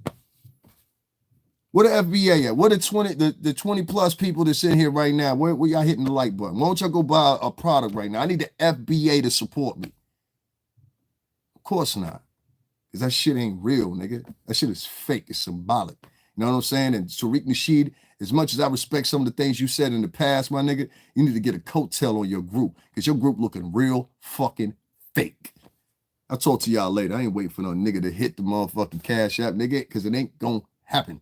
You understand what I'm saying? Because one thing you can always guarantee when it comes to that FBA shit and all that shit, if you ain't on camera talking about, Lord have mercy, Lord, Lord, Lord, Lord, Lord, oh, Lordy, Lordy, Lordy, Lordy, we such victims and all that shit. If you ain't talking that shit, you know what I'm saying? For them grief counseling sessions, it ain't about nothing. But as y'all see, and I hope white folks see this on the replay, don't be scared of these motherfuckers. You just saw Tucker Carlson eat this motherfucker alive. You understand what I'm saying? And that nigga's a loser. You understand what I'm saying? Don't pay no attention to these niggas. These niggas is jokes. You understand what I'm saying? Like, I'm actually mad that y'all niggas is out here representing Black American people because y'all the weakest of the motherfucking crap a bunch. Don't no real motherfucker sit out here complaining and crying and shit, talking about we're victims. Pussies do that shit. Pussies do that shit. Pussies sit around and cry all fucking day. Pussies sit around and talk about, oh, well, this is just terrible. Math Hoffa ain't gave me a goddamn dime. Math Hoffa is the homie before this podcast shit. I ain't meet Math Hoffa online. I met Math Hoffa in the streets. You know what I'm saying? Well, outside the field. I ain't gonna say in the streets. Well, I met him outside in the field. You know what I'm saying? I don't want to say something like that. It sounds like he's on the block hustling or something. But y'all get what I'm saying, though. I met Math Hoffa before podcasting and all that shit. So I had to say something because under your own doctrine, y'all say if you got one Black parent and it don't matter if the other parent's from anywhere else, you understand what I'm saying? And I encourage y'all to do your own fucking history because when the only thing y'all got to do, most of y'all foundational Black Americans, the only thing y'all got to do is go back 2-3 generations, go find out you got some white in you. What is it? Something like 85% of Black Americans have white in them? Dutch, English, Italian, something. You've been here forever. Clean the heads place to show the mind shall follow. But only masters need a leader to show them a savior. Yeah, man, I ain't worried about them niggas, man. Listen, I come to the reality of this, man. When it comes to being outside, when it comes to living this life, man, I'm out here by myself nowadays. Except for my homies that I know, I'm out here by myself. I don't look for no strangers. I don't look for no niggas that's like, talking about I'm part of this, I'm part of that, or whatever, because they got the chance and opportunity to do it right now. You understand what I'm saying? So I don't do that symbolic. That's why I'm a little rough, because I don't do like the eras I come from and the people I come from. We don't do all that symbolic talking. Oh, Lord, we're going to feel so good. Oh, Lordy, Lordy, Lordy. No, we show and proof. Where the paper at, Poppy? Where the paper at? You understand what I'm saying? Y'all talking all that get money shit. Where the paper at? Because these niggas ain't going to do it. And this is how we used to call these niggas out. When before, if you was a fake pro-Black nigga, niggas would call you out. You understand what I'm saying? Before, if you was on lesson, you understand what I'm saying? And you forgot your lesson. So one thing you got to do is watch the Wu-Tang show. That'll prove it to you right there. Then when he ran up to RZA in the motherfucking court, y'all, what's today's mathematics? He had to spit them out. That's how that shit went back then. This shit they doing right now is fake shit. And Tariq Nasheed even fucking know that. That's why I said my heat ain't really with him. It is with him because he be fueling these motherfuckers. And my heat is more so with the motherfuckers that represent that shit and come on my page. So if you got something to say about it later, it's all good. I don't give a fuck. But please remember this. Under your own tenets, you said that only one parent got to be black to be part of this FBA shit, right? Well, I got one parent that's black American. So where the fuck y'all at? I need y'all to hit my cash app. It's right there. $STRINGERBELL80. Come on, show white people that you got some unity. I got a lot of white viewers. I want to watch this, white folks. I want to show you how phony these niggas are. You understand what I'm saying? Like, y'all have nothing to worry about these niggas. These niggas is softer than a puppy dog. You understand what I'm saying? They ain't no real niggas. They ain't gonna do nothing. Know what I mean? Like, what I mean, like, they ain't gonna do nothing, like, balance. I ain't talking about that dumb shit. I'm talking about they ain't gonna do nothing as far as, like, hitting the cash app, supporting, or whatever. I got over 20,000 plus fucking followers. You ever seen these niggas donate to me? No, but they'll sit there and listen to me for 2 hours, 3 hours, 4 hours, 5 hours, because they gather information, go back to their motherfucking podcast, regurgitate it, and get cash apps for themselves. Mobo, you donate yet, man? You writing a whole bunch of shit in here, dog. Don't be one of them niggas. Put $10 or something in the cash app, man. Let me see what you talking about, man. Let me see if you one of the real ones. You one of the real ones, dog? I gotta find out, man.